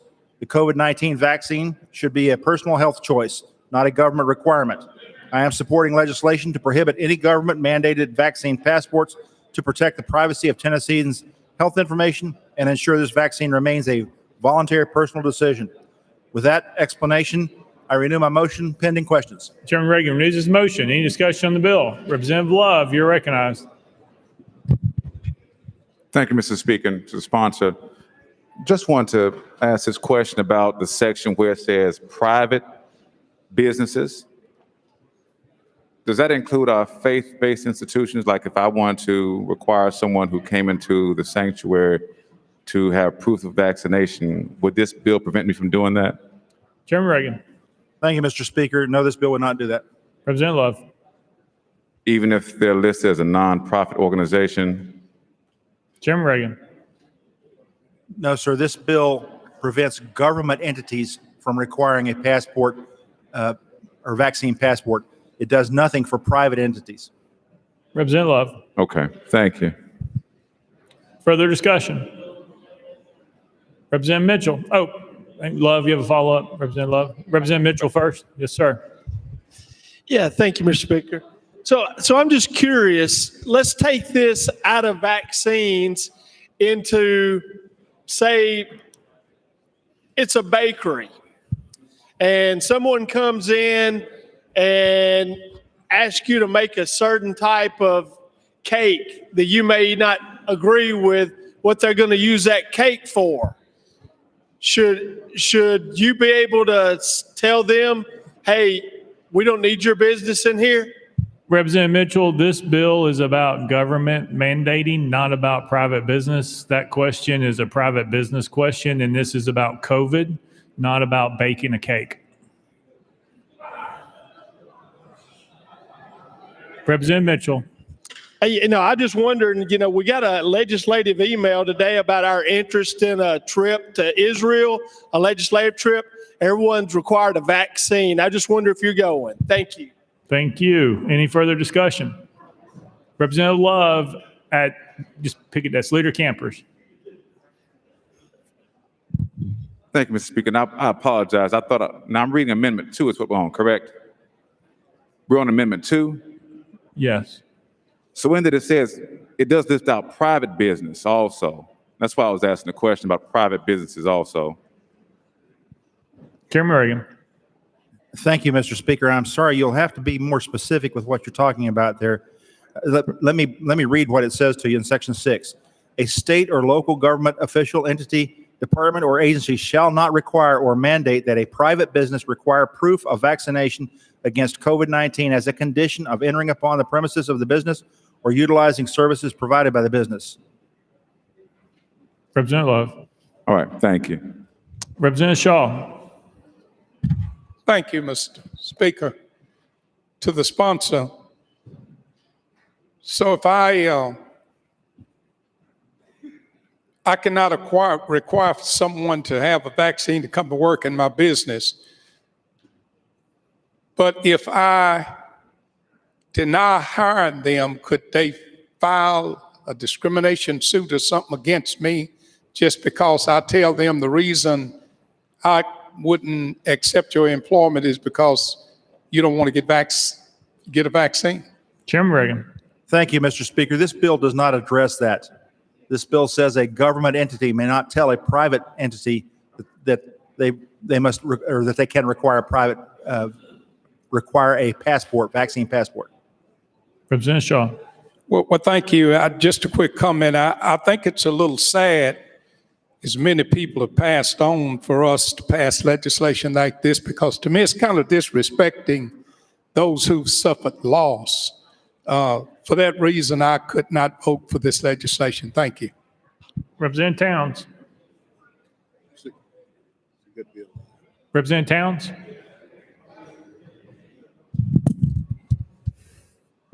Thank you, Mr. Speaker. Sponsor yield. He does. Thank you very much, sir. Does this also, will it extend to our universities as well, that they will not be required students to enter? Because I've heard some rumblings about that as well. Does this address that in any way? Chairman Reagan. To the extent that these universities are government entities, it would. But to my knowledge, they're not government entities. We do charter them, but they're not government entities as I understand it. So the answer to your question is universities can require vaccines as they see fit in accordance with the policies set by their board of trustees. Representative Towns. So they would, some would be outside of the law of this law. They would, some would be outside of this law. What about those that have, some people have religious convictions as well. Does this help that at all? Chairman Reagan. Thank you, Mr. Speaker. This bill does not change any exemption in current law for a religious exemption. Representative Towns. Thank you, Mr. Speaker, and sponsor. Representative Clemens. Thank you, Mr. Speaker. And just to clarify, I think I asked you this in committee, and this is with regard to amendment number 2. Says the local government or state entity can't require a private business to require proof of vaccination. And you mentioned that the governor supports this, but does the bill in any way limit a private entity's ability to require this? Chairman Reagan. Thank you, Mr. Speaker. This bill does not address that, sir. Representative Clemens.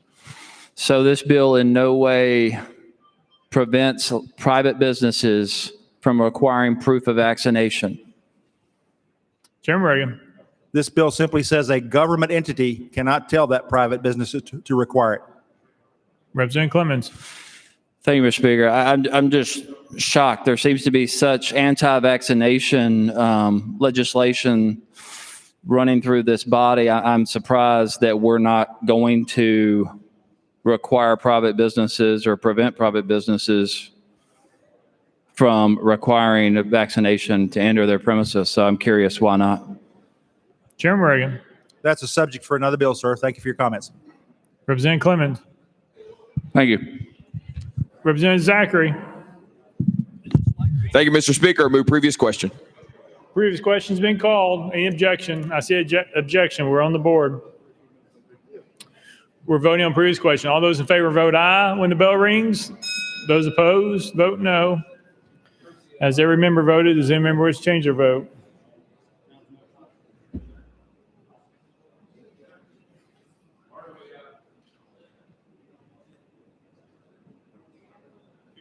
Mr. Clerk.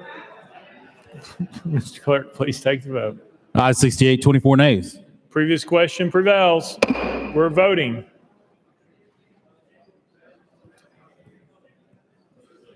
All those in favor of Senate Bill 858 as amended, vote aye when the bell rings. Those opposed, vote no. Has every member cast their vote? Does any member wish to change their vote?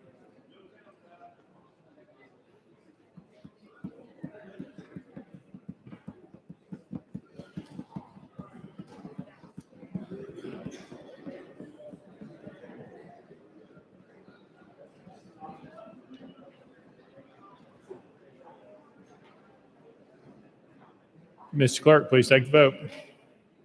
Aye, 68, 22 nays. Senate Bill 858, having received a constitutional majority, I hereby declare passed without objection. The motion reconsider is tabled. Call on next bill, Mr. Clerk. House Bill 773 by Leader Lamberth and others relative to aviation fuel taxation. Mr. Speaker, the Senate bill is on the desk. Leader Lamberth, you're recognized. Thank you, Mr. Speaker. I move the passage of House Bill 770. Excuse me.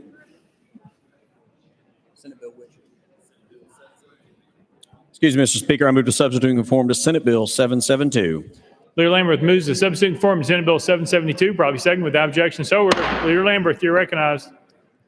Thank you, Mr. Speaker. I move passage of Senate Bill 772 on third and final consideration. Leader Lamberth moves passage of Senate Bill 772 on third and final consideration, probably second. Mr. Clerk, call up First Amendment. House Finance Ways and Means Committee Amendment number 1. Mr. Speaker, same as Senate Amendment number 1.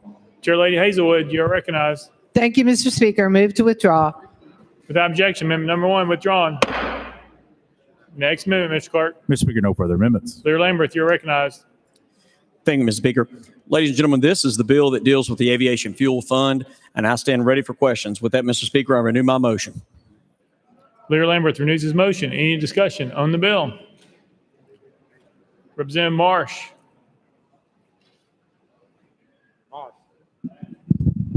Thank you, Mr. Speaker. Mr. Leader, would you mind taking a friendly amendment to add truck diesel fuel tax on there also, please? Leader Lamberth. Thank you, Mr. Speaker, and my good friend, not at this time, but I'd be willing to work with you next year to try to reduce taxes on truck diesel fuel. Chairman Howe, you're recognized. Thank you, Mr. Speaker, and to the leader.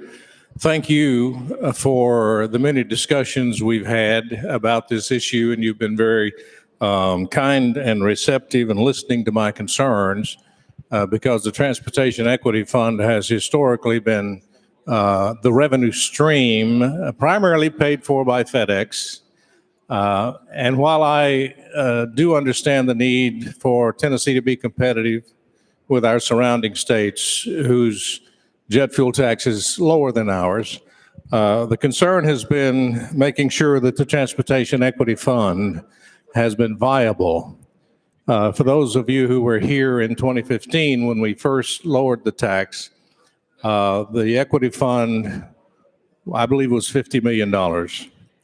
And shortly after that, it plunged precipitously. But thanks to you and listening to our concerns, and thank you for working with the regional airport and the general aviation airports.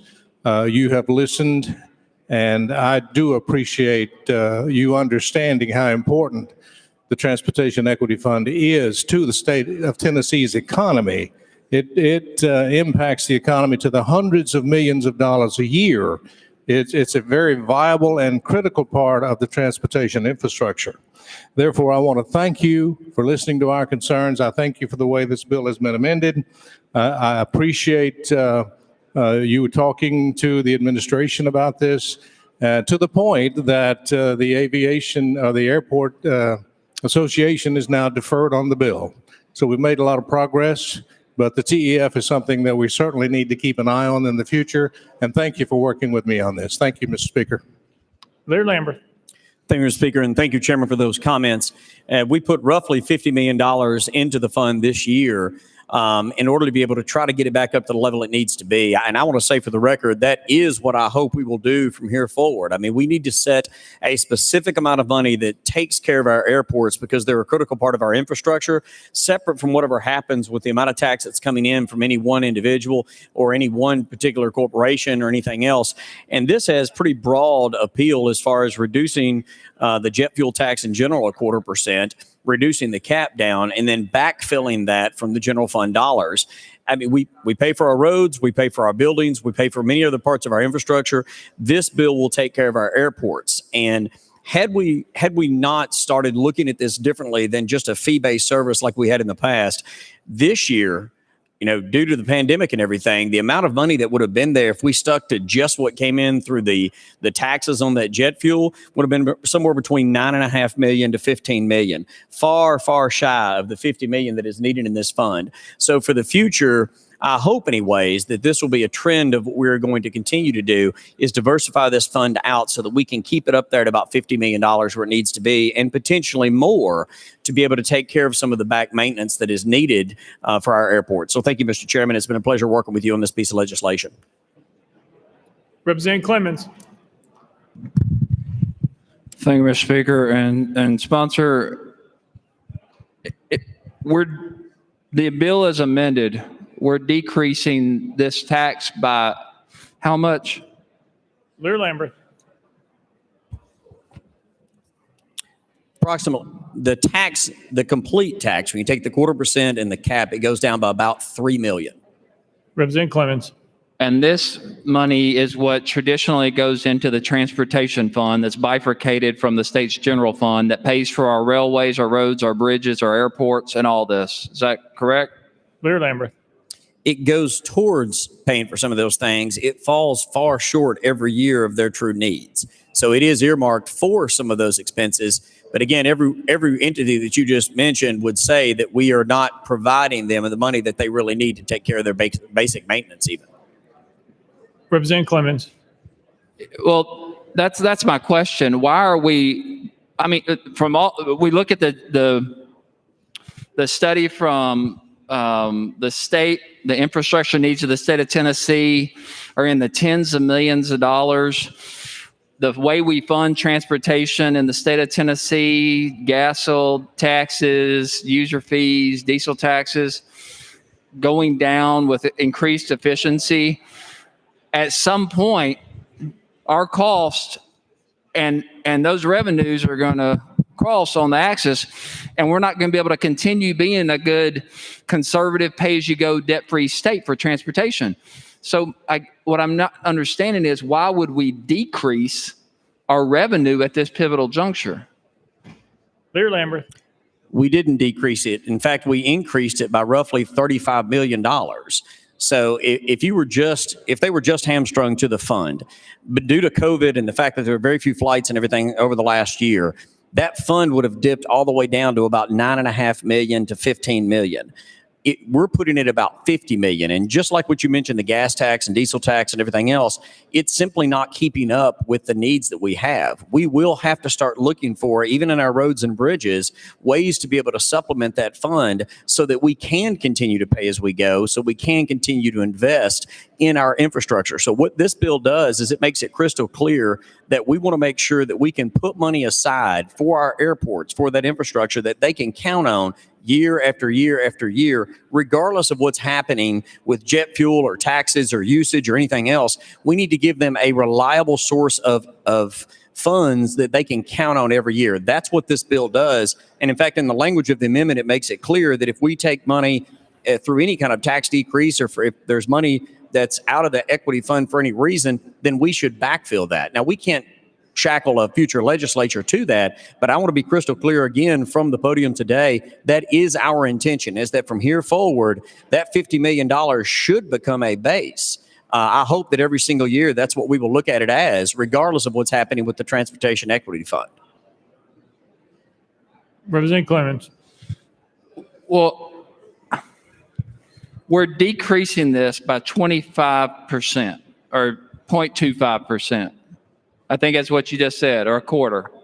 And if I'm mistaken, if we're not decreasing the aviation full tax, correct me. Is that right or is that not right? Leader Lambert. Thank you, Mr. Speaker. Again, it's a 0.25% decrease on jet fuel across the board. We'll just call it that. From a 30,000-foot view, it's a 0.25% decrease in jet fuel. I think that's about a $900,000 cost. And then we're reducing the cap on the overall cap. There's very few entities that actually hit that cap, and they're, quite frankly, unfairly treated within the system where they're paying for airports they're never going to use. And so what we're doing here is diversifying this fund and increasing it. Instead of it being where, if it was just strictly a user fee fund, where it was just the jet fuel taxes that are coming in, this year alone, I don't know any other way to say it, it would be somewhere between $9.5 million to, at the absolute top end, maybe $15 million, because there weren't very many flights. And so it proved this last year that, yes, we're reducing taxes in this bill, and that's a good thing, but we're increasing the amount of money that's available to our airports to the tune of about $50 million is where the total is. And that's what I'm saying. That's where it needs to be long term.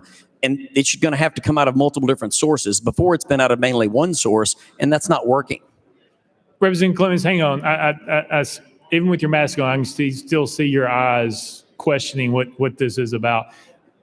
You have another question? I was going to try to clarify it for you, but go ahead. Thank you, Mr. Speaker. I'll take my mask off for a second. But what you just described, it sounds like we're robbing Peter to pay Paul. Because decreasing a tax necessarily is going to result in more revenues, even though you're lowering that cap on the other, and then you're allowing other funds to be put into that fund. That's not solving the problem. That's not a conservative way of doing things. We can decrease taxes all we want and shift money from one pot to another, but why are we decreasing the tax to begin with? That seems self-defeating when those revenues are going down anyway. Leader Lambert. And again, with all due respect to my friend from Davidson County, when it comes to what is conservative and what is not, I can assure you this is conservative, and it's something I speak from a great deal of experience from. So we may just be speaking a different language here. It is conservative to reduce taxes, especially on individuals and entities that are Tennessee companies and Tennesseans. So we are cutting taxes on companies in Tennessee through the jet fuel tax, we are reducing the tax burden on them. Thus, they can continue to grow their business. Thus, they continue to flourish. At the exact same time, we are diversifying the funding that is going into this fund so that all the airports can benefit and have more funding available to them. I know that's a hard concept for most folks on the other side of the aisle to understand, but reducing taxes actually does work, and it's a conservative approach to ensure that you have a diverse set of incomes coming into this fund so that everyone prospers, not just a few. President Clemens. Thank you, Mr. Speaker. This is the last thing I have to say. I mean, I think it's pretty clear while we're lowering this diesel fuel tax, and we are clearly robbing Peter to pay Paul here, and we are setting ourselves up for a bad situation with transportation dollars. I think you agree with me from the nod of your head that those revenues are going down, our costs are going up, the transportation monies coming into this state created by the state itself or collected by the state itself, we're going to have to get creative on how we fund transportation moving forward. I think that's what you agree with me on. I'm not trying to misrepresent your words, but this just seems like a self-defeating model. All for tax cuts, all for getting more money to our airports. But the problem is that any time you start moving revenue out and then trying to say you're going to diversify it by bringing other money in from other sources, you're still leaving less money over here at the other sources where it was previously used. So I would encourage caution here and invite a body-wide discussion on how we protect transportation funds moving forward and how we become creative and fund these projects moving forward, because that bill we passed a few years ago was a Band-Aid. It was not a fix-all revenue system. We are going to have to step up to the plate and be courageous, and even more courageous now because of this legislation, I fear, and find new ways to fund transportation in Tennessee if we are going to stay pay-as-you-go and debt-free. Thank you, Mr. Speaker.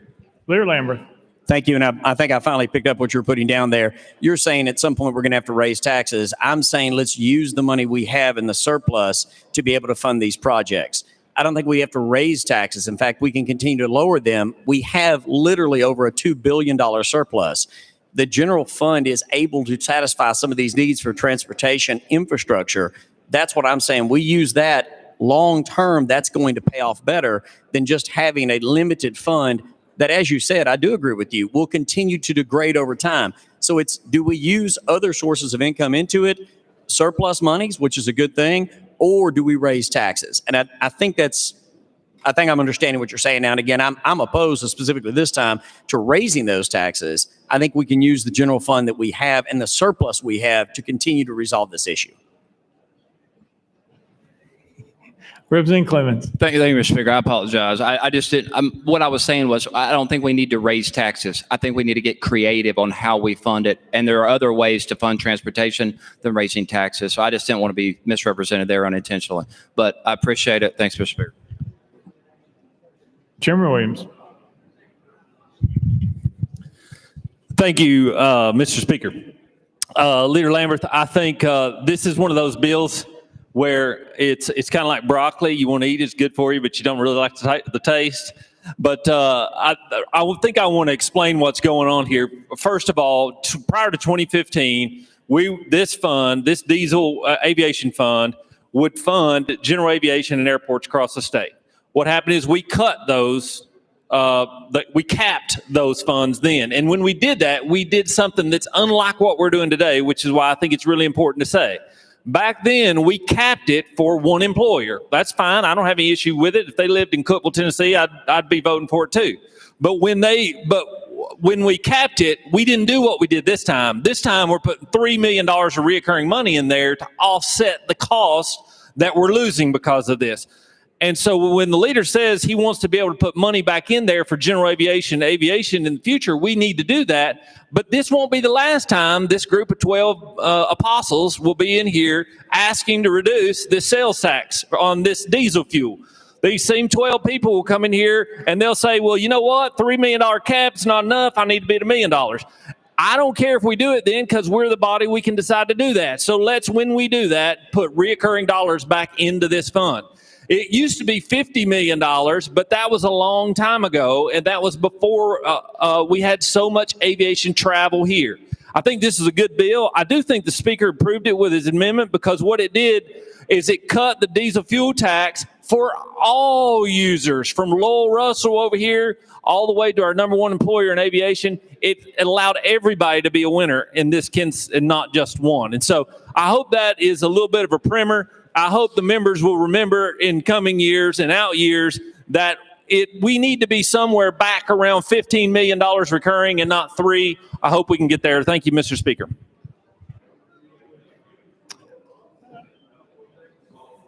Representative Reedy.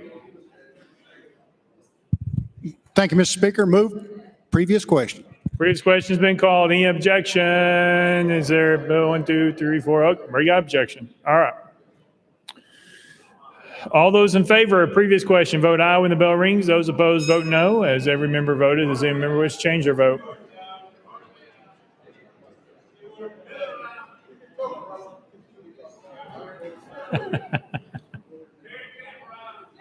Phasing.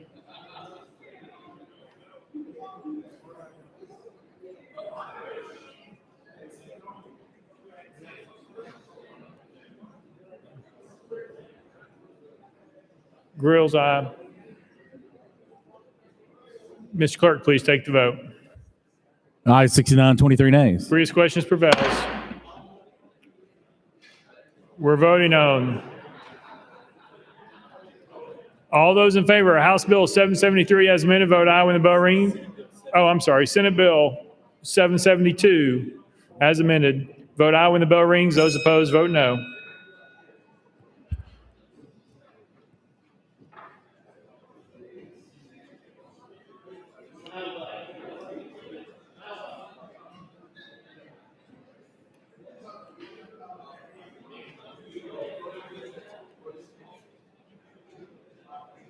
Thompson.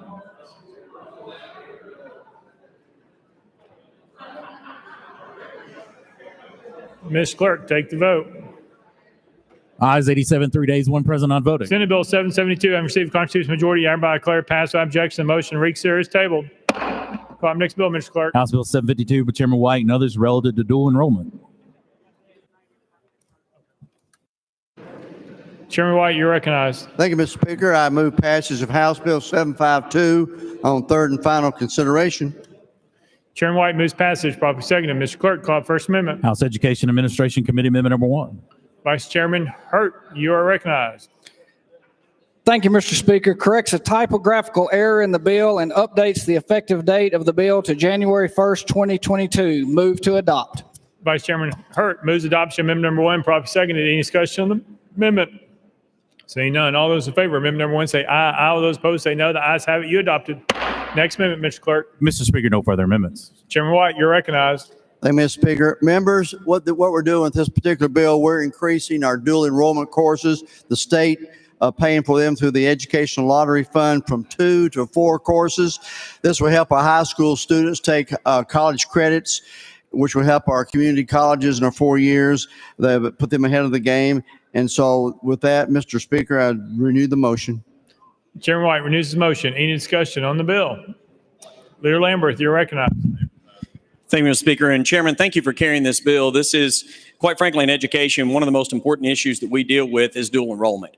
And so I really, really, really appreciate you being such a leader in this, because when we have young people that need to be able to pursue their education, when they're doing it in high school, it is much, much, much, much more successful than after they've left those high school hallways and that lifestyle. I mean, when it's already ingrained in them that they're on an educational journey, a bill like this is really going to change lives for generations to come. So thank you for carrying it. I'm glad to support you, and I know others are as well. Thank you.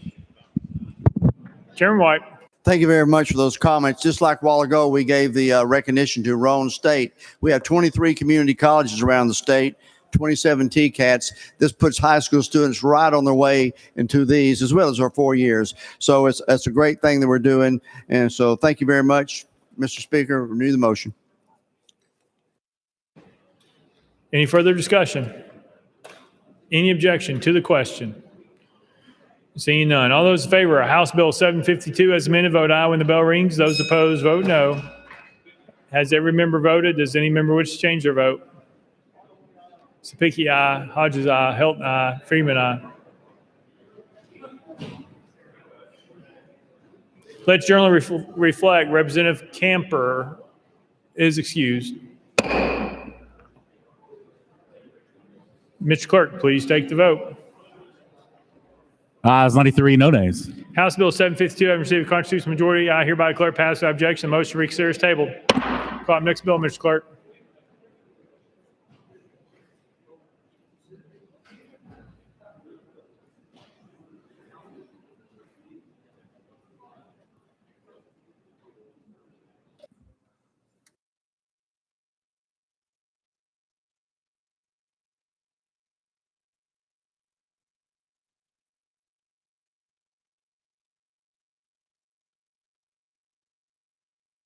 House Bill 965 by Representative Bricken. Representative Relative to Bricken. fireworks, excuse me, Mr. Speaker, the Senate bill is now on the desk. How about Mr. Clerk? Representative Bricken, you're recognized. Thank you, Mr. Speaker. I move to substitute and conform to Senate Bill 1111. Representative Bricken moves to substitute and conform Senate Bill 1111. Properly seconded without objection. So ordered. Representative Bricken. Thank you, Mr. Speaker. I move for passage of Senate Bill 1111 on third and final consideration. Representative Bricken moves passage of Senate Bill 1111 on third and final consideration. Properly seconded. Mr. Clerk, call up First Amendment. House Commerce Committee Amendment number 1. Chairman Vaughn, you are recognized. Thank you, Mr. Speaker. Our amendment is included in the Finance, Ways, and Means Committee amendment. Therefore, meekly and somewhat timidly, I move to withdraw the Commerce Committee Amendment number 1. Without objection, amendment number 1 withdrawn meekly. Next amendment, Mr. Clerk. House Finance, Ways, and Means Committee Amendment number 1 filed as House Amendment 2. Mr. Speaker, same as Senate Amendment number 2. Chair Lady Hazelwood, you're recognized. Thank you, Mr. Speaker. Not meekly, but we do withdraw this amendment. Without objection, amendment number 2 withdrawn. Next amendment, Mr. Clerk. Mr. Speaker, no further amendments. Representative Bricken, you are recognized. Thank you, Mr. Speaker. Members, this is not necessarily a great bill, but it is a simple one.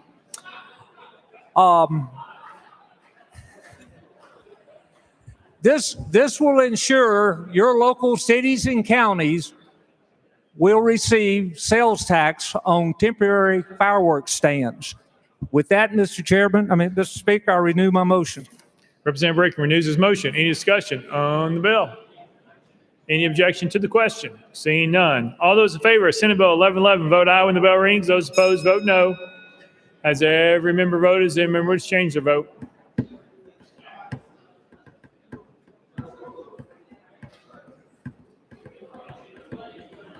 Hodges, aye. Sparks, aye.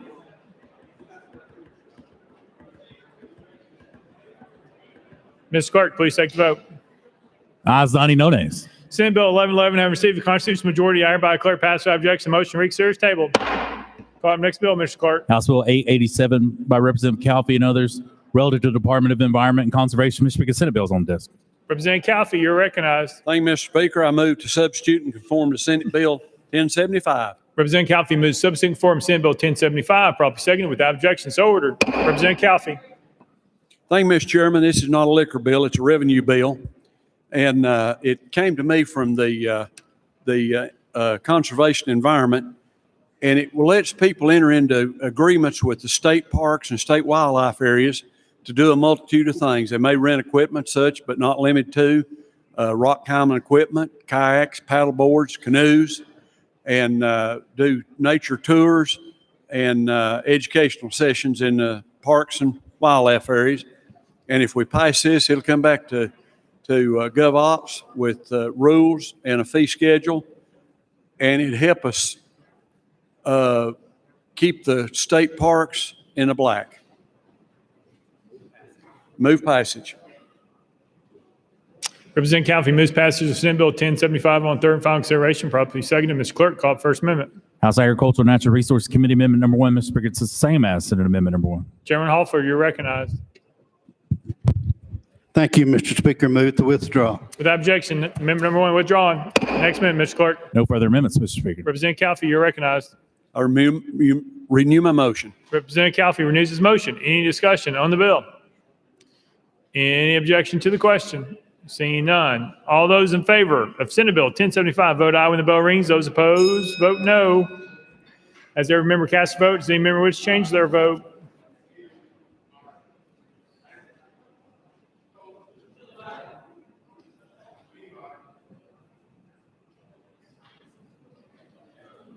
Mr. Clerk, please take the vote.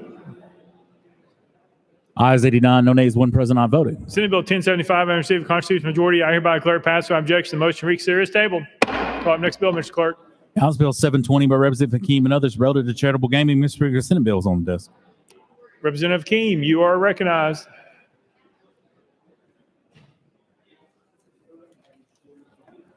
Thank you, Mr. Speaker. I move to substitute and conform to Senate Bill 664. Representative Hakeem moves to substitute and conform to Senate Bill 664. Probably second without objection. So ordered. Representative Hakeem. Thank you, Mr. Speaker. I move passage of Senate Bill 664 on third and final consideration. Representative Hakeem moves passage of Senate Bill 664 on third and final consideration. Probably second. Mr. Clerk, call up first amendment. House State Government Committee Amendment number 1. Mr. Speaker, it's the same as Senate Amendment number 1. Chairman Kiesling, you're recognized. Thank you, Mr. Speaker. We move to withdraw. Without objection, amendment number 1 withdrawn. Next amendment, Mr. Clerk. Mr. Speaker, no further amendments. Representative Hakeem, you're recognized.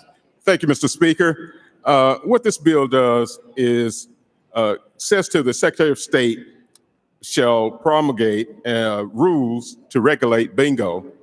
And the rules must include limits on prizes, prohibits on hiring entities to run the bingo games, and requires that the bingo games be conducted by volunteers, and any other rules the Secretary deems necessary to maintain safety and fairness.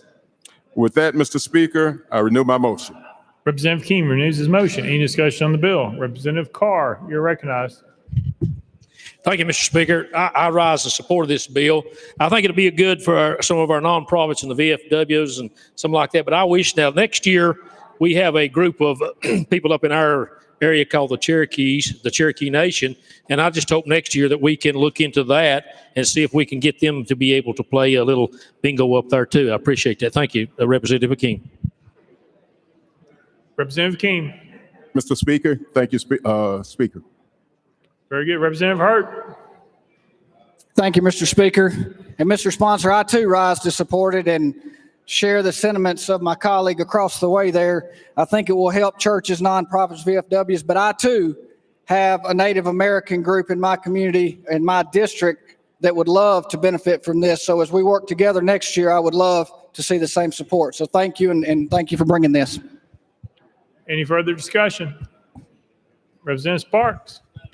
Will the sponsor yield? Sponsor yield. Sponsor, do you know sign language? I'm just teasing you. I had to ask. I'm going to support your bill, but I just want to say for the record, I think you're one of the best guys up here. You're solid. Even if you do know sign language, brother, I love you and I appreciate you. And I don't like what some folks do sometimes, but you're one of the best guys up here. And y'all just give this guy a round of applause. Y'all give him a round of applause. He's a solid dude, man. He really is. I appreciate your kindness. He also hired my intern. So thank you. I'm going to support your bill.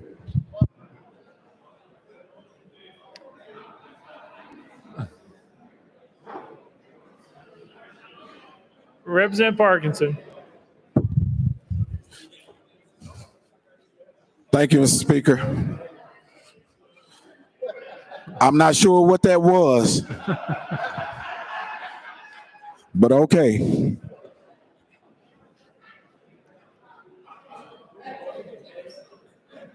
Any objection to the question? Seeing none. All those in favor of Senate Bill 664, vote aye when the bell rings. Those opposed, vote no. Has every member voted? Does any member wish to change their vote?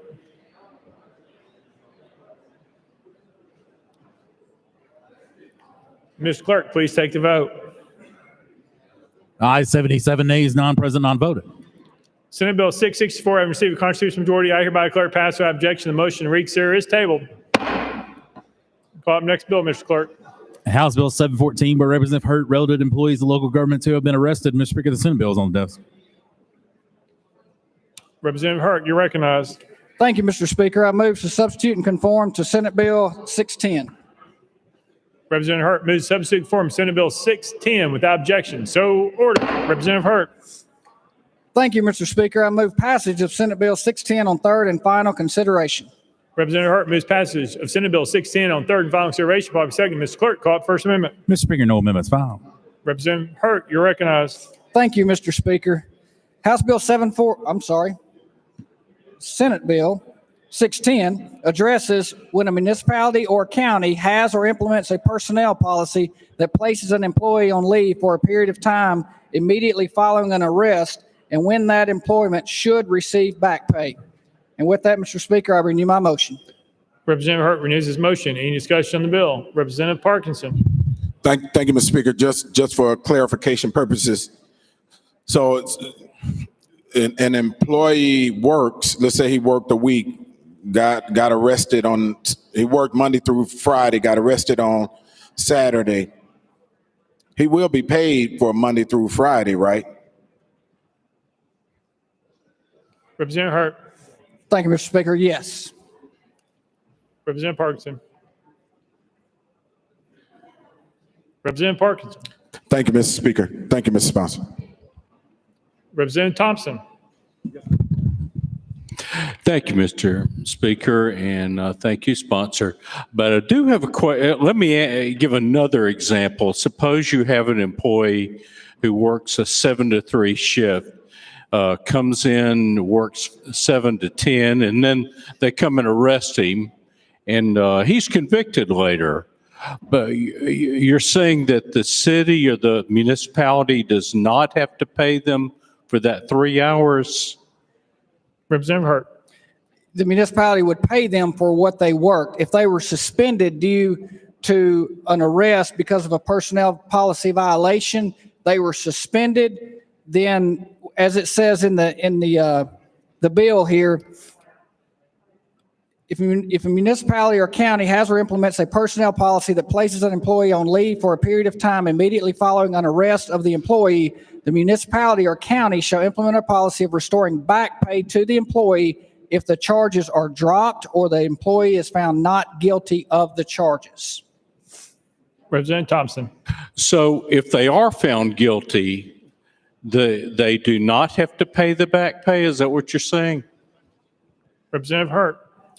The requirement does not apply if the employee pleads guilty to the charges or enters into a plea agreement on the charges, separates from employment voluntarily before the charges are dropped or before the employee is found not guilty, or if the employee is administratively terminated for a reason other than the arrest. I hope that clarifies. Representative Thompson. Not totally. I mean, okay, my example, they come and arrest them, they're convicted. They do not have to pay them for the hours they've already worked that day? Yes or no? Representative Hurt. The way I understand the legislation, they will pay them for the hours worked that day that they have worked. Representative Thompson. Please repeat that. I'm sorry. What are you thinking? Representative Hurt.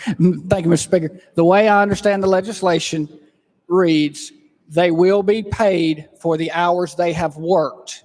If they are suspended during the trial process and they are found not guilty, they receive the back pay. If they are found guilty, they do not receive the back pay back to the point they were suspended. Representative Thompson. Okay, I was under the impression that they don't have to pay them for the time they had worked up to, it was for that day.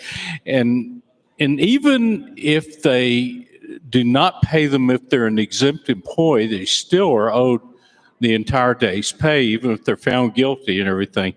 I mean, I'm just concerned that this bill violates federal wage and hour law.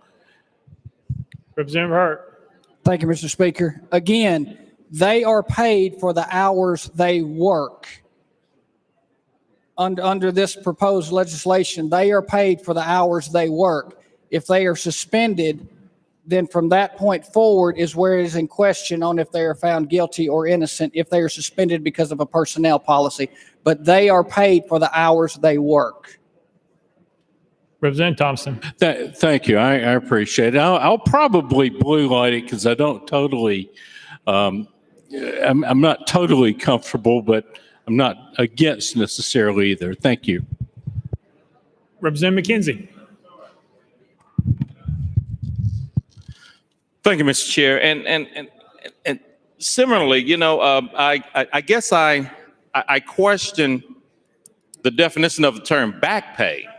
So in your definition it says they shall not receive back pay, but to my knowledge, back pay is for hours worked. So the way I'm reading this is if they worked hours and they're owed pay, they're subsequently arrested and found guilty, they do not get that back pay. So I don't think it's if they got arrested on a Tuesday, it's not talking about the Wednesday, Thursday, Friday. It's talking about what the company owed them on that Monday and Tuesday or whatever that period of time was since they were last paid. Is that not what this is saying? Representative Hurt. No, that is not what this is saying. This is saying from the point at which they are suspended, they are due pay that they have worked. Representative McKenzie. Okay, thank you. I guess I'm not seeing those clear words here. So I guess I would hate for there to be an unintended consequence. And I'm sure with what you're saying, if that is the case, that we probably try to remedy this at some point. Representative Hurt. Thank you, Mr. Speaker. Mr. Speaker, let me roll this to address the concerns and make sure we have this in good posture. I don't mind taking a look and making sure I have it right. Yes.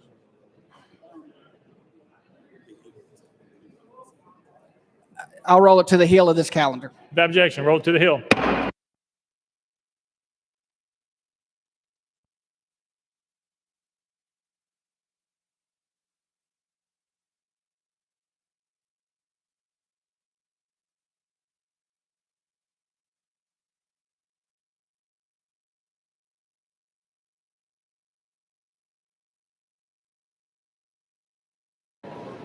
Call up next bill, Mr. Clerk. House Bill 1360 by Representative Manis, relative to fees of service and handling mail orders of plates and decals. Mr. Speaker, the Senate bill is on the desk. Representative Manis, you're recognized.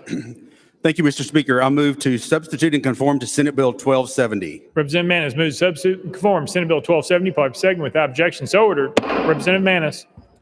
Thank you, Mr. Speaker. I move passage of Senate Bill 1270 on third and final consideration. Representative Manis moves passage of Senate Bill 1270 on third and final consideration, public second. Ms. Clerk, call up First Amendment. House Transportation Committee Amendment number 1. Chairman Howell, you're recognized. Thank you, Mr. Speaker. Move to adopt. Chairman Howell moves adoption of House Amendment number 1, properly seconded. Any discussion on the amendment? Seeing none. All those in favor of adopting House Amendment number 1 say aye, aye. All those opposed say no. The ayes have it. You adopted. Next amendment, Mr. Clerk. Mr. Speaker, no further amendments. Representative Manis, you're recognized. Thank you, Mr. Speaker. Senate Bill 1270, this bill seeks to change the current amount of a county clerk can retain for purposes of mailing new physical license plates. Currently, that is $4, and this legislation would move that to $5. This bill only applies to those who request or require a new license plate be mailed to them rather than picking it up in the clerk's office. If they pick it up in the clerk's office, there is no additional fee if picked up in person. The cost of mailing has risen 25%. So, Mr. Speaker, I renew my motion. Representative Manis renews his motion. Any discussion on the bill? Any objection to the question? Oh, Representative Parkinson, sorry. Thank you, Mr. Speaker. Representative McManus, you're a stand-up guy. Give him a round of applause, please. The round of applause was a little light, but you're a stand-up guy. Thank you, Mr. Speaker. Any further discussion? Any objection to the question?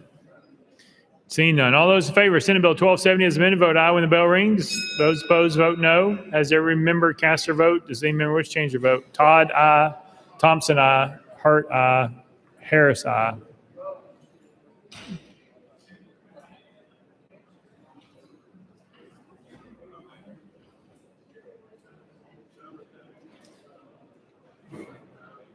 Mr. Clerk, please take the vote.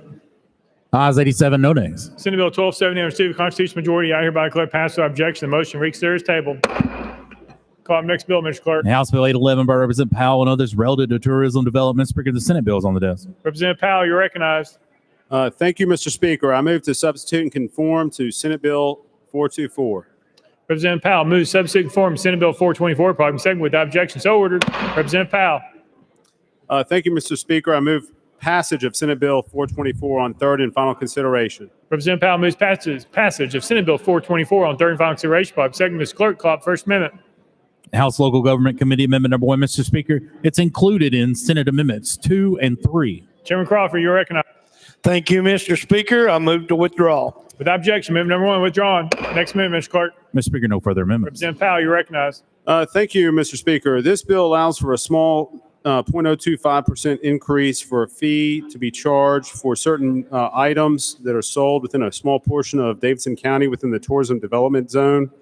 This collection would specifically go towards increasing safety and cleanliness in the downtown. This became a really important issue, especially after we had the tornado pass through Nashville, as well as we had the Christmas Day bombing, and realized it's important to go ahead and make sure that we keep our downtown safe and clean. With that, Mr. Speaker, I renew my motion. Representative Powell renews his motion. Any discussion on the bill? Representative Hardaway. You're right.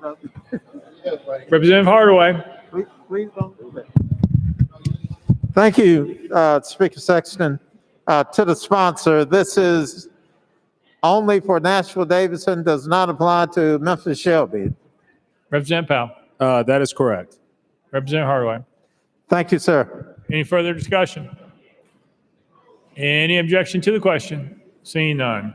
All those in favor of Senate Bill 424, vote aye when the bell rings. Those opposed, vote no. Has every member cast a vote? Does any member wish to change their vote?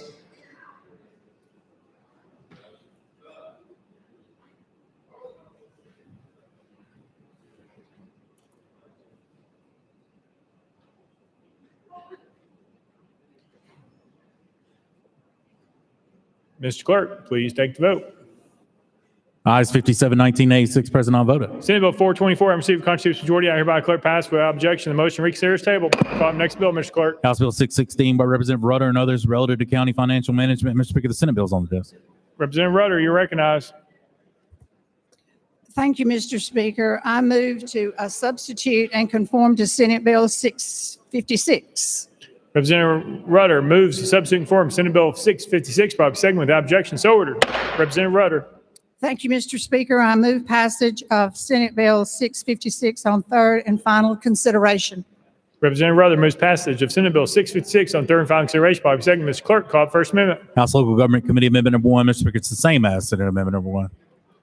Chairman Crawford, you're recognized. Thank you, Mr. Speaker. I move to withdraw.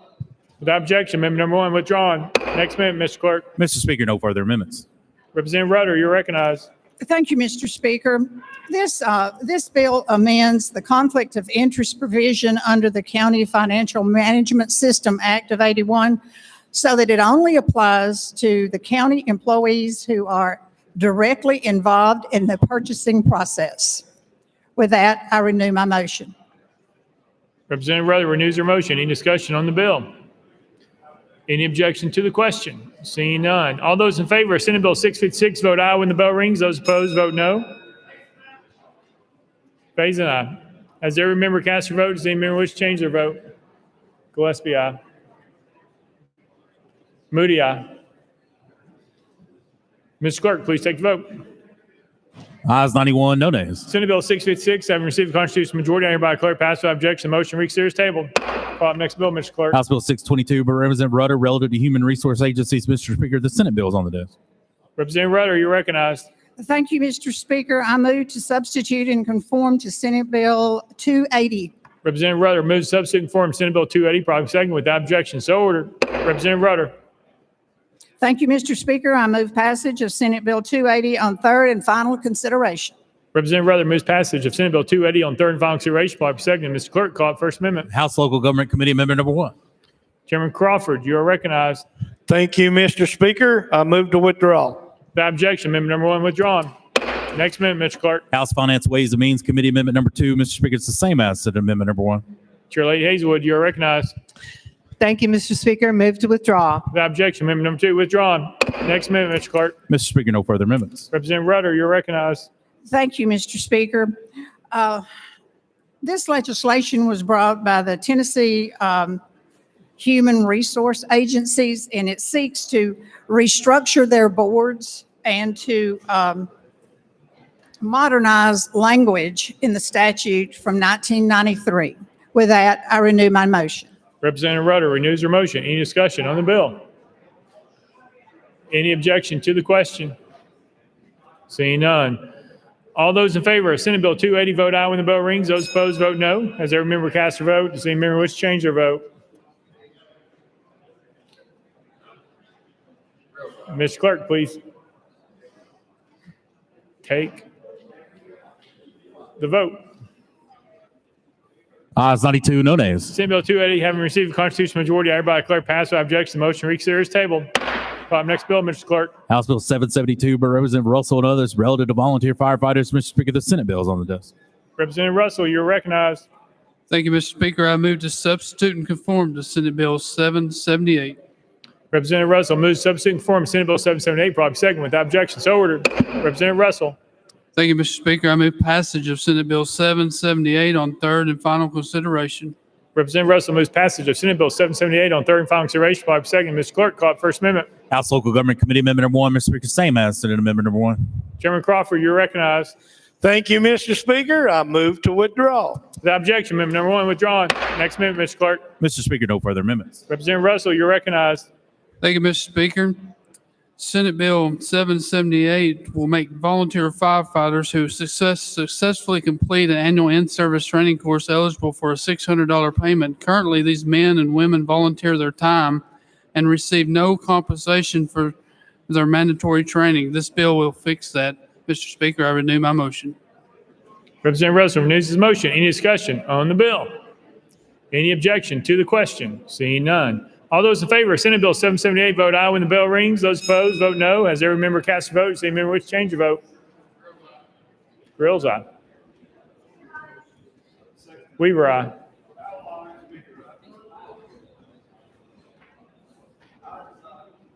Garrett, aye. Mr. Clerk, please take the vote. Ayes 92, no nays. Senate Bill 778, having received a constitutional majority, hereby declare passed without objection. The motion to reconsider is tabled. Call up next bill, Mr. Clerk. House Bill 171 by Representative Sparks and others relative to early service retirement for correctional officers employed by local governments. Mr. Speaker, the Senate bill is on the desk. Representative Sparks, you're recognized. Thank you, Mr. Speaker. I move substitute and conform to Senate Bill 1114. Representative Sparks moves substitute and conform Senate Bill 1114, probably second without objection. So ordered. Representative Sparks. Thank you, Mr. Speaker. Move passage of Senate Bill 1114 on third and final consideration. Representative Sparks moves passage of Senate Bill 1114 on third and final consideration, probably second. Mr. Clerk, call First Amendment. House Amendment Number 1 by Chairman Hazelwood. Chair Lady Hazelwood, you are recognized. Thank you, Mr. Speaker. Senate is same as Senate Amendment Number 1. Move to withdraw. Without objection, amendment number 1 withdrawn. Next amendment, Mr. Clerk. House Finance Ways and Means Committee Amendment Number 1 filed as House Amendment 2. Mr. Speaker, it's also the same as Senate Amendment Number 1. Chair Lady Hazelwood, you are recognized.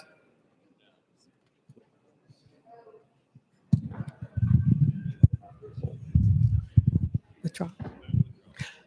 Mr. Speaker, I move to withdraw. Without objection, amendment number 2 withdrawn. Next amendment, Mr. Clerk. Mr. Speaker, no further amendments. Representative Sparks, you're recognized. Yeah, thank you. Members, this bill does two things. It helps our sheriff's staff, their jails. It gives our local jail employees the option to retire at 25 years of service. This option was given to other law enforcement officers several years back and TDOC personnel. They were added last year as well. Local jail employees will now have the same option. Jail employees would also be offered the bridge plan if the local government opts in to this program, which is designed for employees with a minimum retirement age. Again, this is total option for the local governments. This bill was brought to me by our local sheriff's department and supported by the Tennessee Sheriff's Association. I renew my motion. Representative Sparks renews his motion. Any discussion on the bill? Representative Wendell, you're recognized. Sponsor yield. Representative Sparks. I want to take this opportunity to thank you, Representative, for your hard work and support on behalf of our correctional officers.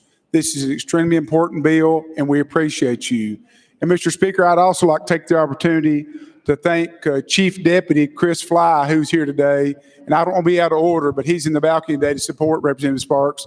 We really appreciate our local correctional officers. And fellows, we're glad you're here. Thank you.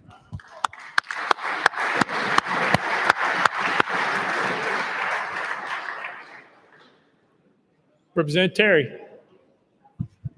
Thank you, Mr. Speaker, and I'm going to echo the response of the last legislator, and I wanted to thank the sponsor for being responsive to local concerns and bringing this bill due to constituents there locally for self-governance. So again, thank you again for bringing this bill. Representative Doggett. Thank you, Mr. Speaker. Mr. Sponsor, do you know sign language? Okay. No, thank you. Thank you for this. Thank you for this bill. When I started my law enforcement career, I started as a correctional officer and gained a lot of knowledge from being there, working in the jail with all those folks. It's a very thankless job. A lot of times, unfortunately, when you think of doing things for law enforcement, correctional officers are oftentimes overlooked, but they are the backbone of the criminal justice system. And so thank you for this legislation. I'm proud to co-sponsor this with you. Thank you. Any further discussion? Any objection to the question? Seeing none. All those in favor of Senate Bill 1114 vote aye when the bell rings. Those opposed vote no. Has every member cast their vote? Does any member wish to change their vote?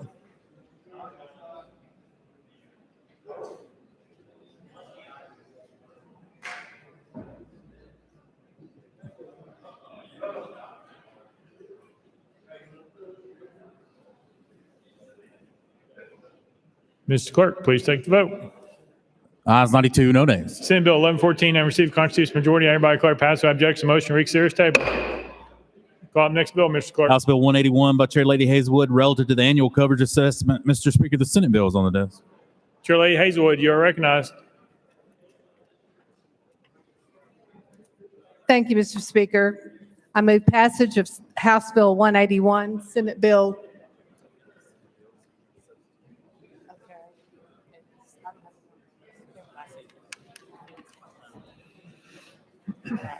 Thank you. Okay, pardon me, Mr. Speaker. I move to substitute and conform to Senate Bill 123.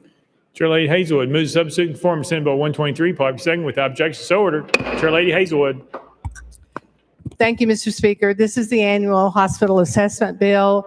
Passage of this bill will bring approximately $1.7 billion into the state to go into our TennCare fund to make sure that we continue to provide the services and adequately or more adequately make payment to providers. With that, Mr. Speaker, I renew my motion.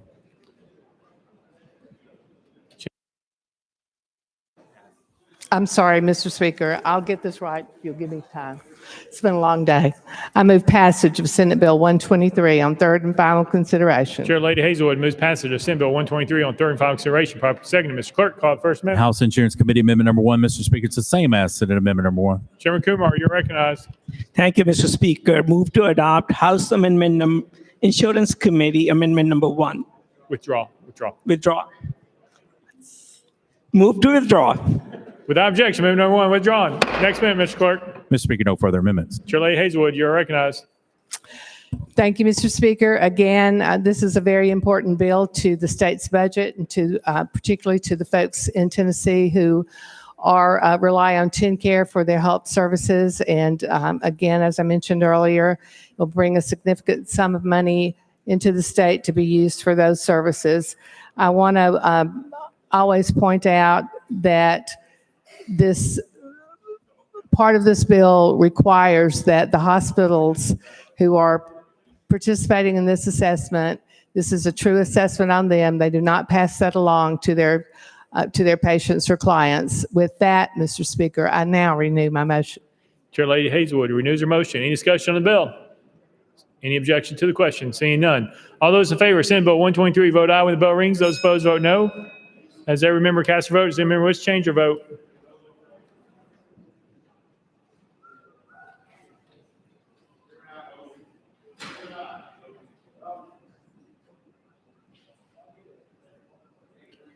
Mr. Clerk, please take the vote. Ayes 92, no nays. Senate Bill 123, having received a constitutional majority, I hereby declare passed without objection. The motion to reconsider is tabled. Call up next bill, Mr. Clerk. House Bill 496 by Chair Lady Hazelwood, relative to taxation. Mr. Speaker, the Senate bill is on the desk. Chair Lady Hazelwood, you are recognized. Thank you, Mr. Speaker. I move to substitute and conform to Senate Bill 897. Chair Lady Hazelwood moves to substitute and conform to Senate Bill 897, properly second. Without objection, so ordered. Chair Lady Hazelwood.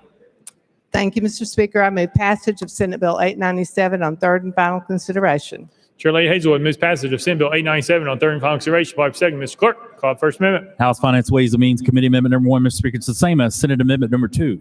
Vice Chairman Baum, you're recognized. Thank you, Mr. Speaker. Same as Senate Amendment Number 2, move to withdraw. Without objection, amendment number 1 withdrawn. Next amendment, Mr. Clerk. Mr. Speaker, no further amendments. Chair Lady Hazelwood, you're recognized. Thank you, Mr. Speaker. This bill will allow Pigeon Forge and Gatlinburg to keep their shared sales taxes to the capped amount. If we don't, without passage of this legislation, the cap that was removed in 2016 to allow Pigeon Forge and Gatlinburg to help recover from the damage of the fires would return on July 1st. By passing this legislation, the dollars that are received above the cap will be split between the state, the cities of Pigeon Forge and Gatlinburg, and the county of Sevier. With that, Mr. Speaker, I renew my motion. Chair Lady Hazelwood renews the motion. Any discussion on the bill? Any objections to the question? Seeing none. All those in favor of Senate Bill 897 vote aye when the bell rings. Those opposed vote no. As every member casts their vote, does any member wish to change their vote? Hodges, aye. Lamberth, aye. Mr. Clerk, please take the vote. Ayes 88, 3 nays. Senate Bill 897, having received a constitutional majority, I hereby declare passed without objection. Motion to reconsider is tabled. Call up next bill, Mr. Clerk. House Bill 598 by Chair Lady Hazelwood and others, relative to the Tennessee Child Care Task Force. Mr. Speaker, the Senate bill is on the desk. Chair Lady Hazelwood, you're recognized. Thank you, Mr. Speaker. I move to substitute and conform to Senate Bill 677. Chair Lady Hazelwood moves to substitute and conform to Senate Bill 677, properly second. Without objection, so ordered. Chair Lady Hazelwood. Thank you, Mr. Speaker. I move passage of Senate Bill 677 on third and final consideration. Chair Lady Hazelwood moves passage of Senate Bill 677 on third and final consideration. Properly second. Mr. Clerk, call First Amendment. House Health Committee Amendment Number 1, Mr. Speaker, it's the same as Senate Amendment Number 1. Chairman Terry, you're recognized. Thank you, Mr. Speaker. Move to withdraw.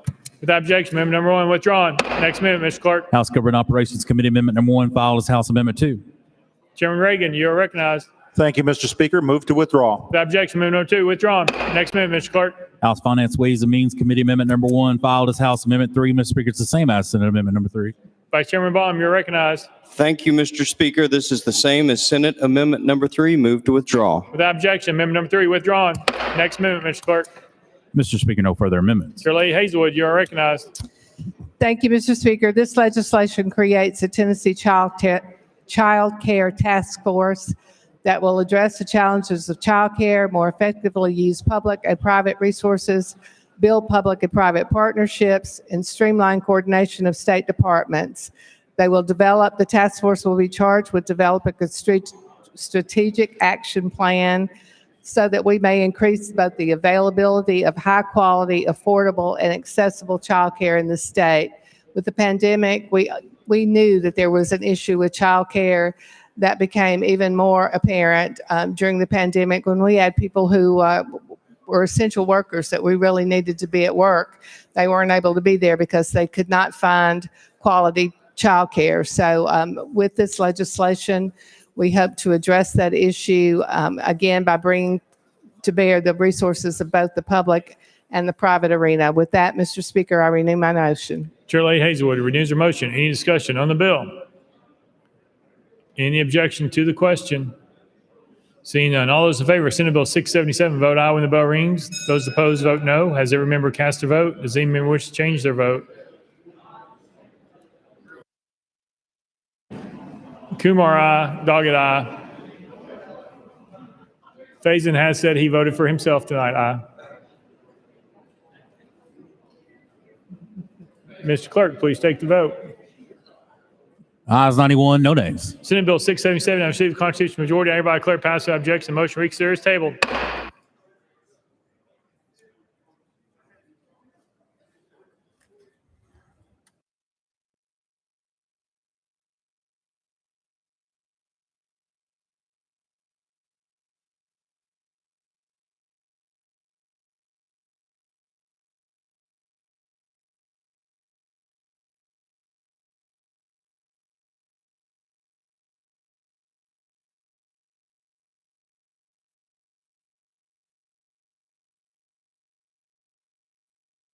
Call the next bill, Mr. Clerk. Senate Joint Resolution 609 by Representative Clemens, a resolution to commend and honor country music artist T.G. Osborne. Representative Clemens, you're recognized. Thank you, Mr. Speaker. I move to concur in Senate Joint Resolution 609. Representative Clemens moves to concur in Senate Joint Resolution 609, probably second. Mr. Clerk, call the First Amendment. Mr. Speaker, no amendments filed. Representative Clemens, you're recognized. Thank you, Mr. Speaker. I renew my motion. Representative Clemens renews his motion. Any discussion? Chairman Faison. Thank you, Mr. Speaker. Mr. Speaker, we have some concerns on this SJR, and I make a motion to send it back to naming and designating. You've heard the motion. This is debatable. Discussion. Yeah, Representative Clemens, is that? Yes, sir. It's debatable. Thank you, Mr. Speaker. I'd just like to know for the record the source of the concerns. Chairman Faison. Thank you, Mr. Speaker. It wasn't heard in committee, and I feel like it needs to be. Representative Clemens.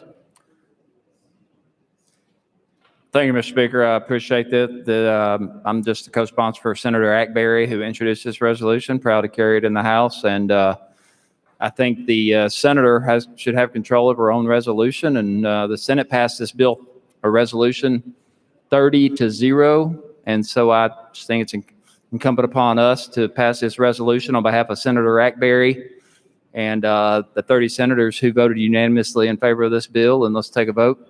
I object the motion, and if we want to have a discussion about the substance of the concern, then I think that's fair, but without that, I think if it goes back to committee, I don't think it's going to come back to the House floor. So with all due respect for Senator Ackberry and her intended recipient of this memorial, I would encourage us to oppose this resolution, the motion. Representative Parkinson. Okay. Yeah. Thank you, Mr. Speaker. Mr. Speaker, a lot of us don't sit on that committee, so I have no idea what happened in the committee. And, you know, I guess if we're voting on this, I would like to know what actually happened in the committee so I can know how to vote. Mr. Clerk. Mr. Speaker, this is a Senate joint resolution that was sent over by the Senate. It has not gone through the House committee process. Representative Parkinson. Thank you, Mr. Speaker. Maybe I'm wrong, but I thought I heard my colleague from Cobb County say something happened in committee. There's his reason for objecting. Oh, okay, then what is the reason for objecting? Then obviously I misunderstood it. I believe the chairman stated that it was not heard in committee, and so he's referring it to naming and designating committee to be heard. Representative Parkinson. And thank you for the explanation, Mr. Speaker. But a lot of SJRs are not heard in committee, and we vote on them. We voted on a couple of them today, as a matter of fact.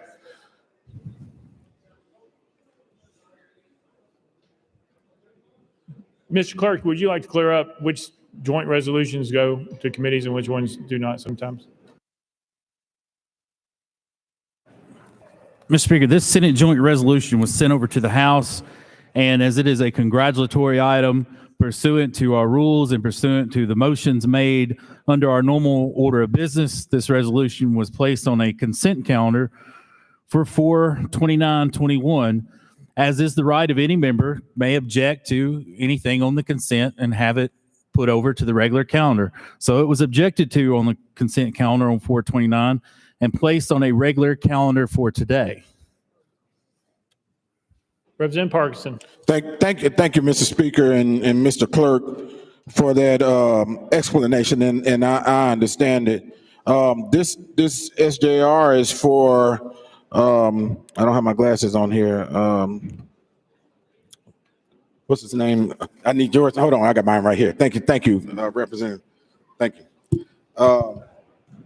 This is for the, for the country music artist, T.J. Osborne, correct? The country music artist, T.J. Osborne? Thank you, Mr. Speaker. Hopefully we can go on and vote on this and you know, support or honor Mr. Osborne, the country music singer. We're talking about a country music singer, y'all. Come on. Thank you, Mr. Speaker. Leader Lamberth. Move previous question. Previous question been called. Any objection to the previous question? All right. There's objection. We're voting on previous question. All those in favor, vote aye when the bell rings. Those opposed, vote no. Has every member voted? Does any member wish to change their vote?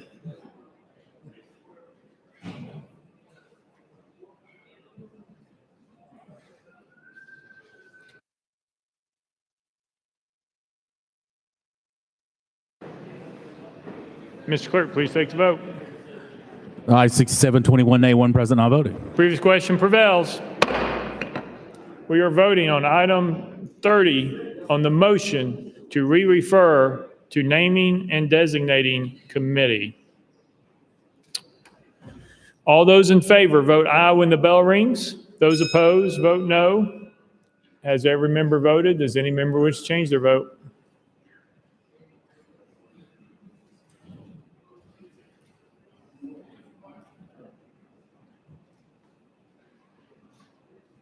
Mr. Clerk, please take the vote. Aye, 63, 23 nays, four present, not voted. The motion prevails. Call up next bill, Mr. Clerk. House Bill 928 by Representative Campbell and others relative to the Tennessee Second Amendment Sanctuary Act. Mr. Speaker, the Senate bill is on the desk. Representative Campbell, you're recognized. Thank you, Mr. Speaker. I move to substitute and conform to Senate Bill 1335. Representative Campbell moves to substitute and conform to Senate Bill 1335, probably second without objection. So ordered. Representative Campbell. Thank you, Mr. Speaker. I move passage of Senate Bill 1335 on third and final consideration. Representative Campbell moves passage of Senate Bill 1335 on third and final consideration. Probably second. Mr. Clerk, call it First Amendment. House Civil Justice Committee Amendment number 1. Vice Chairman Jernigan, you're recognized. Thank you, Mr. Speaker. Move to withdraw. Without objection, amendment number 1 withdrawn. Next amendment, Mr. Clerk. House Amendment 2 by Representative Campbell. Mr. Speaker, it was timely filed. Representative Campbell, you're recognized. Thank you, Mr. Speaker. House Amendment 2 is at the request of the chairman of the Senate Judiciary Committee. They realized that there was duplicative language in this bill, language that we had already passed in a bill by one of my colleagues. So this amendment deletes the duplicative section. I renew my motion for move to adopt. Representative Campbell moves adoption amendment 2, properly seconded. Any discussion on the amendment? Members were on the board. All those in favor of amendment number 2, vote aye when the bell rings. Those opposed, vote no.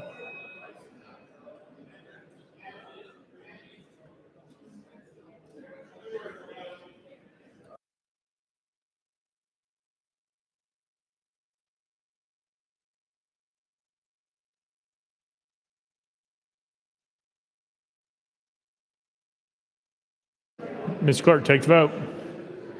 Aye, 73, 13 nay, one present, not voted. Amendment number 2 is adopted. Next amendment, Mr. Clerk. House Amendment 3 by Representative Terry. Mr. Speaker, it was timely filed. Representative Terry, you're recognized. Thank you, Mr. Speaker. And although this is a friendly amendment as drafted, there were some issues with the language that need to get addressed. So the amendment is not in the form that needs to be. I've spoken with safety and they've committed to working with me on a bill for next year. Move to withdraw. Without objection, amendment number 3 withdrawn. Next amendment, Mr. Clerk. Mr. Speaker, no further amendments. Representative Campbell, you're recognized. Thank you, Mr. Speaker. I renew my motion on the bill as amended. Representative Campbell renews his motion. Any discussion on the bill? Representative Parkinson.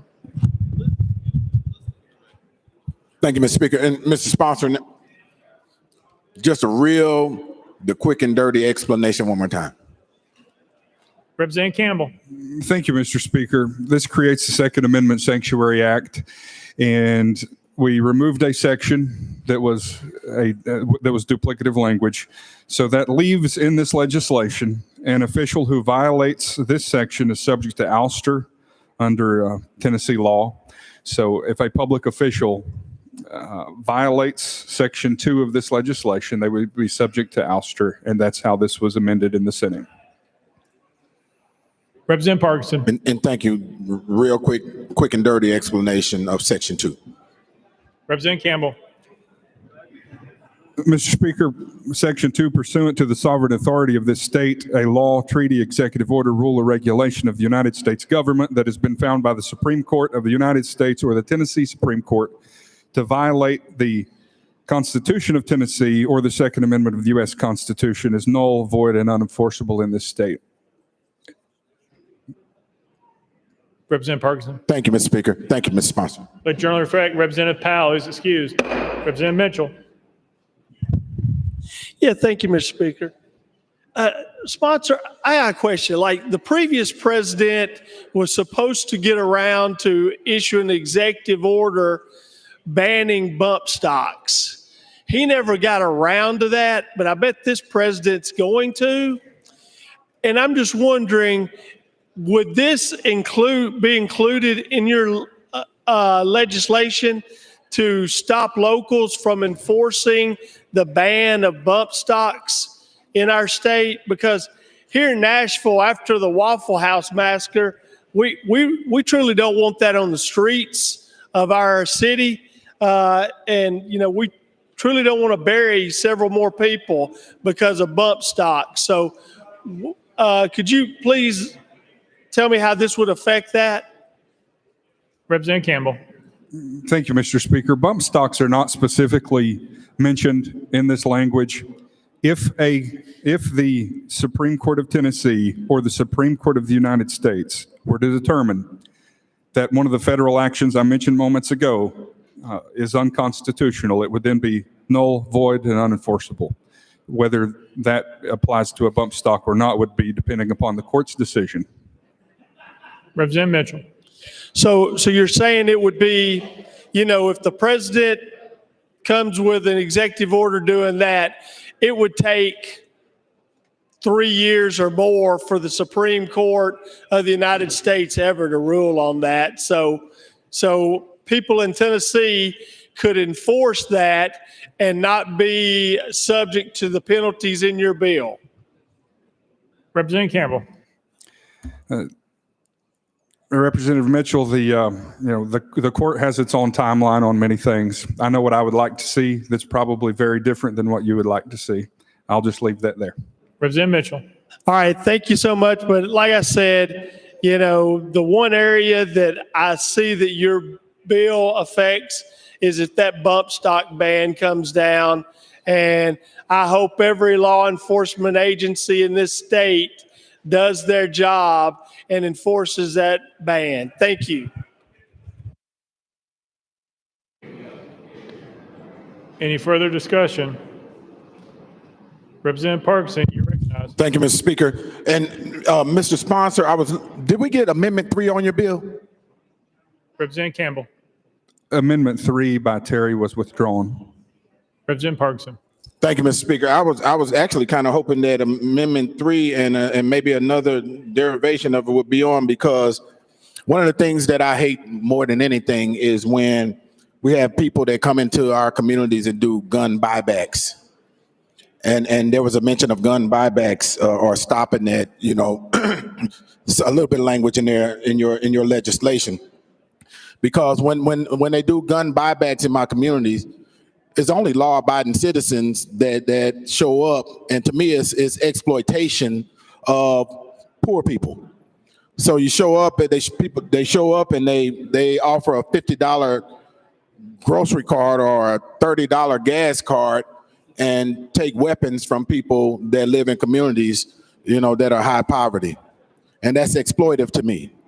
And so I was hoping that language, at least that language, would still be in there. And I'm gonna be supporting your bill, man. And you know, I want this is an important moment. Listen, members, let me get your attention for 1 second. Contrary to the messaging that's out there, Democrats are not for taking your guns away from you. And I'm standing here telling you that so you can hear it from a Democrat. We're not for taking your guns away from you. So let's end that bad messaging that y'all are putting out there about us, because that's not the truth. Thank you, Mr. Speaker, and thank you, Mr. Sponsor. Thank you. Representative Williams. Thank you, Mr. Speaker. I move previous question. Previous question been called. Any objection? Seeing none. We are voting. All those in favor of Senate Bill 1335 as amended, vote aye when the bell rings. Those opposed, vote no. As every member casts votes, any member wish to change their vote?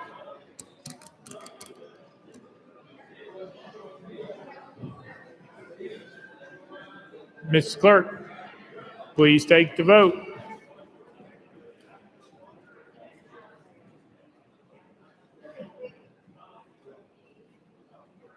Ayes 75, 13 nays. Senate Bill 1335, having received the constitutional majority, I hereby declare passed. Without objection, the motion to reconsider is tabled. Next bill, Mr. Clerk. House Bill 582 by Chairman Terry, relative to controlled substances. Mr. Speaker, the Senate bill is on the desk. Chairman Terry, you're recognized. Thank you, Mr. Speaker. I move to substitute and conform to Senate Bill 484.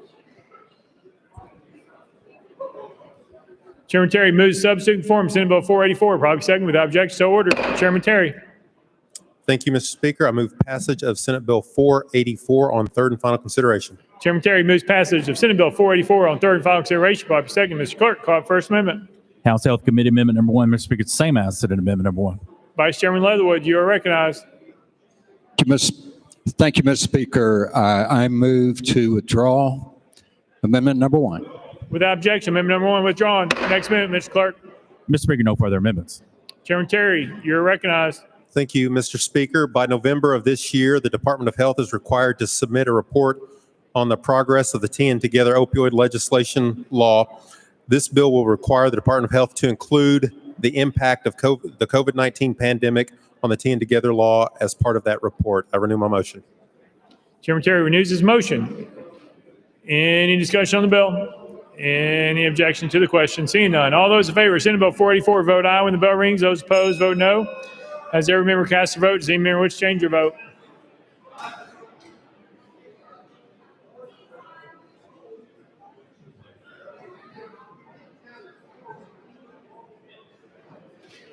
Mr. Clerk, please take the vote. Ayes 91, no nays. Senate Bill 484, having received the constitutional majority, I hereby declare passed. Without objection, the motion to reconsider is tabled. Next bill, Mr. Clerk. Senate Joint Resolution 10 by Leader Lambert, the resolution proposing an amendment to Article 11 and Article 2 and Article 3 of the Constitution of Tennessee relative to the exercise of the powers and duties of the governor during disability. Leader Lambert, you're recognized. Thank you, Mr. Speaker. I request the clerk read Senate Joint Resolution 10 as amended for its third and final reading. Mr. Clerk, please read the resolution. Senate Joint Resolution 10 as amended. A resolution proposing an amendment to Article 2 and Article 3 of the Constitution of Tennessee relative to the exercise of the powers and duties of the governor during disability, whereas the welfare and stability of the state are best served if a qualified person with governmental experience is immediately available to assume the powers and duties of the office of governor when the governor is unable to do so. Now, therefore, be it resolved by the Senate of the 112th General Assembly of the state of Tennessee, the House of Representatives concurring, that a 2/3 majority of all the members of each house concurring, as shown by the yeas and nays entered on their journals, that it is proposed that Article 3, Section 12 of the Constitution of Tennessee be amended by adding the following language immediately following the current language in the section. Whenever the governor transmit to the Secretary of State, the Speaker of the Senate, and the Speaker of the House of Representatives a written signed declaration that the governor is unable to discharge the powers and duties of the office, the powers and duties of the office of governor shall be temporarily discharged by the Speaker of the Senate as acting governor, or if that office is unoccupied, then by the Speaker of the House of Representatives as acting governor, until the governor transmit to the same officials a written signed declaration that the governor is able to discharge the powers and duties of the office.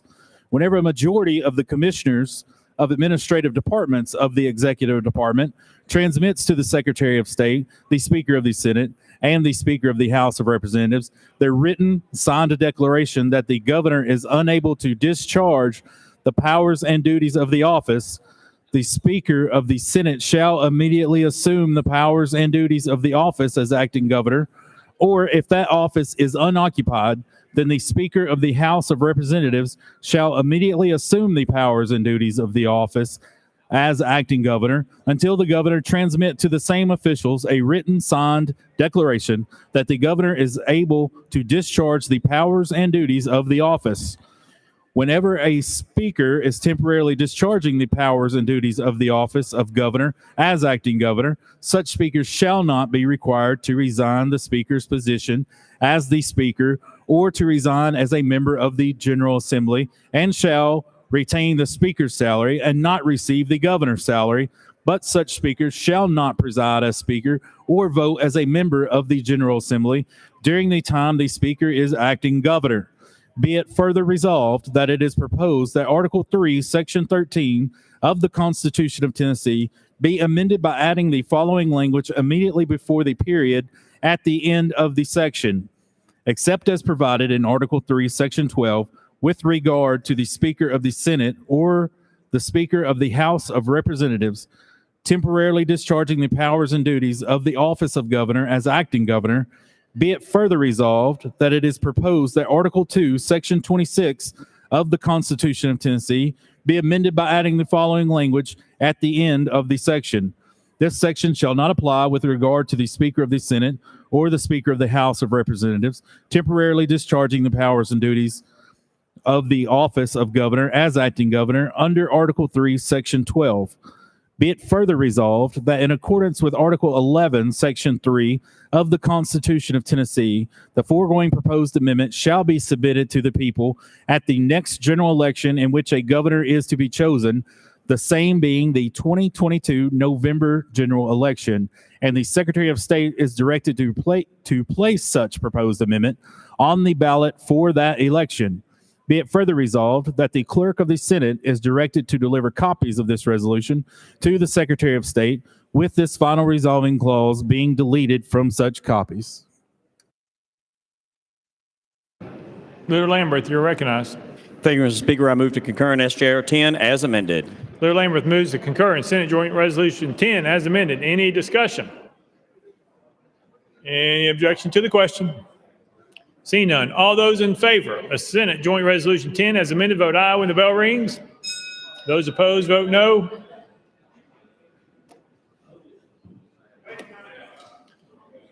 Has every member voted? Does any member wish to change their vote? Mr. Clerk, please take the vote. Ayes 91, no nays. After being read 3 times on 3 separate days, Senate Joint Resolution 10 as amended, having received a vote in the affirmative by a 2/3 majority of the members of the Tennessee House of Representatives of the 112th General Assembly, I hereby declare it concurred in pursuant to Article 11, Section 3 of the Constitution of the State of Tennessee. Without objection, the motion to reconsider is tabled. Call up next bill, Mr. Clerk. Mr. Speaker, item 34 on the calendar was called up out of order earlier. The House is ready for further consideration of House Bill 555 by Deputy Speaker Johnson. Deputy Speaker Johnson, recognized at your desk. Thank you, Mr. Speaker. I'd like to roll that to Tuesday's calendar. Without objection, roll to Tuesday's calendar. Next bill, Mr. Clerk. Mr. Speaker, that brings the body back to item 20, Senate Bill 610 by Representative Hurt, relative to employees of local governments who have been arrested. Representative Hurt, you're recognized. Thank you, Mr. Speaker. I renew my motion. Representative Hurt renews his motion. Any discussion on the bill? Representative McKenzie, you're recognized. Thank you, Mr. Chair. And I'd like to thank the sponsor and the representative from Davidson County for schooling this young freshman on the language of the bill. Thank you for allowing me that time. And thank you for not mentioning anyone's name. Thank you very much. Any further discussion? Any objection to the question? Seeing none. All those in favor of Senate Bill 610, vote aye when the bell rings. Those opposed, vote no. Has every member voted? Does any member wish to change their vote?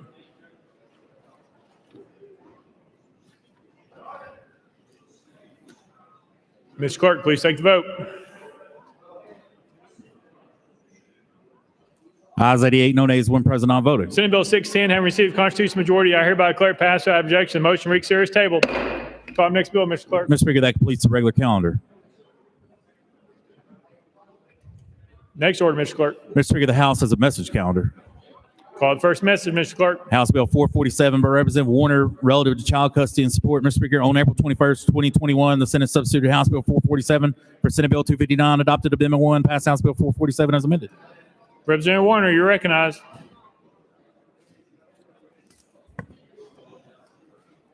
Thank you, Mr. Speaker. Senate Amendment Number 1 changes the appointing authority from the attorney members from the State Bar Association to the Commissioner of Human Services. I move to concur. Representative Warner moves to concur in Senate Amendment Number 1, probably seconded. Any discussion on the amendment? Any objection to the question? Seeing none. All those in favor of Senate Amendment Number 1, vote aye when the bell rings. Those opposed, vote no. Has every member voted? Does any member wish to change their vote? Warner, aye.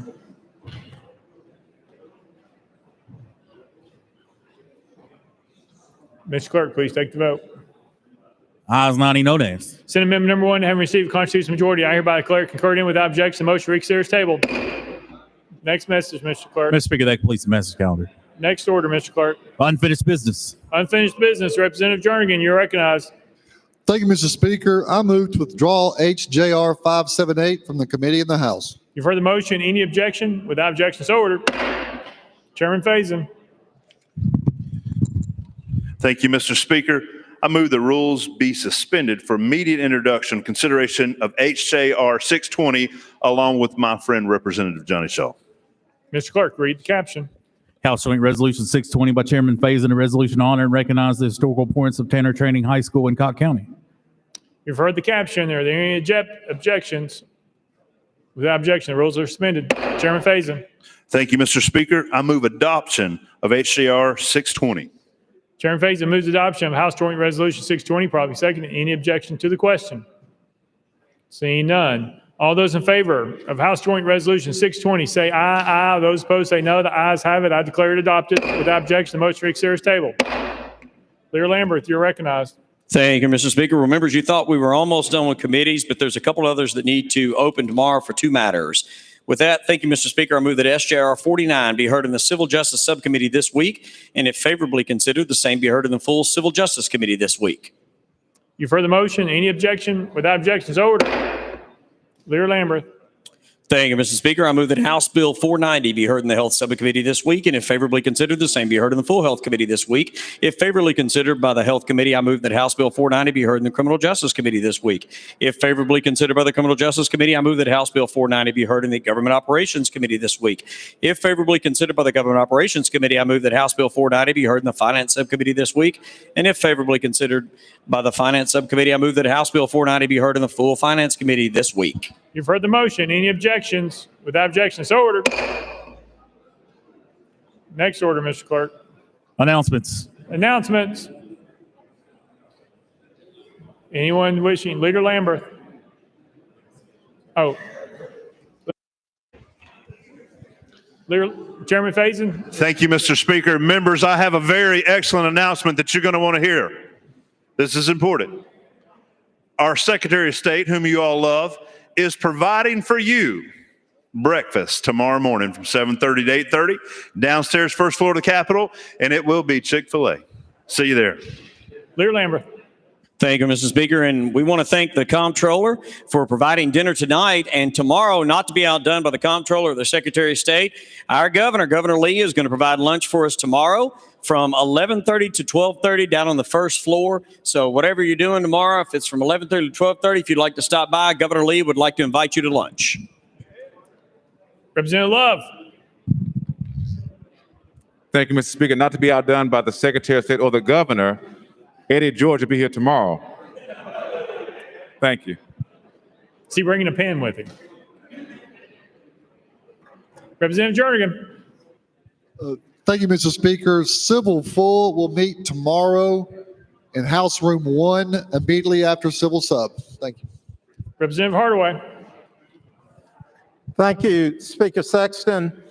a reminder to the African-American men to meet at Sampson Keeble immediately following session. Any further announcements? Mr. Clerk. Mr. Speaker, thank you, Mr. Speaker. The schedule for tomorrow is as follows. Session would be at 9 a.m. Session back on the floor in the morning at 9 a.m. And pursuant to the motions that were made by the leader earlier, at 1 p.m., civil sub will meet. That's 1 p.m. civil sub. Everything else for the day is immediately following. Everything else is immediately following in this order.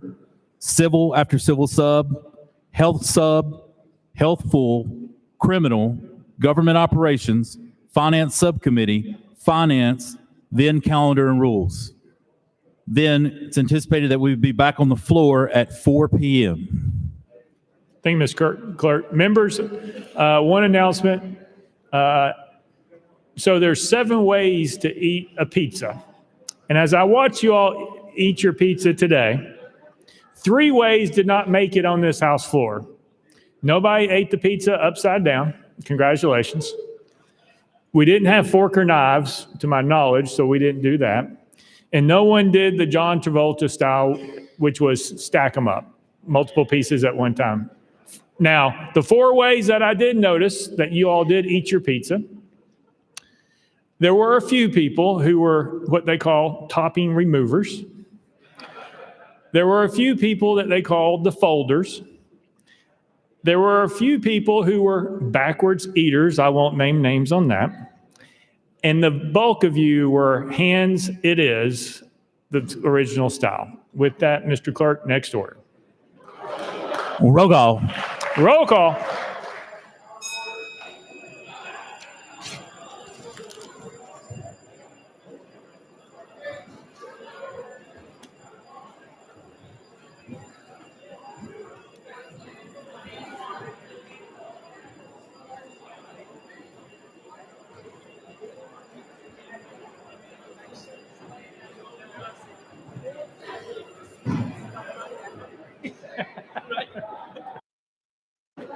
Mr. Clerk, please take the roll.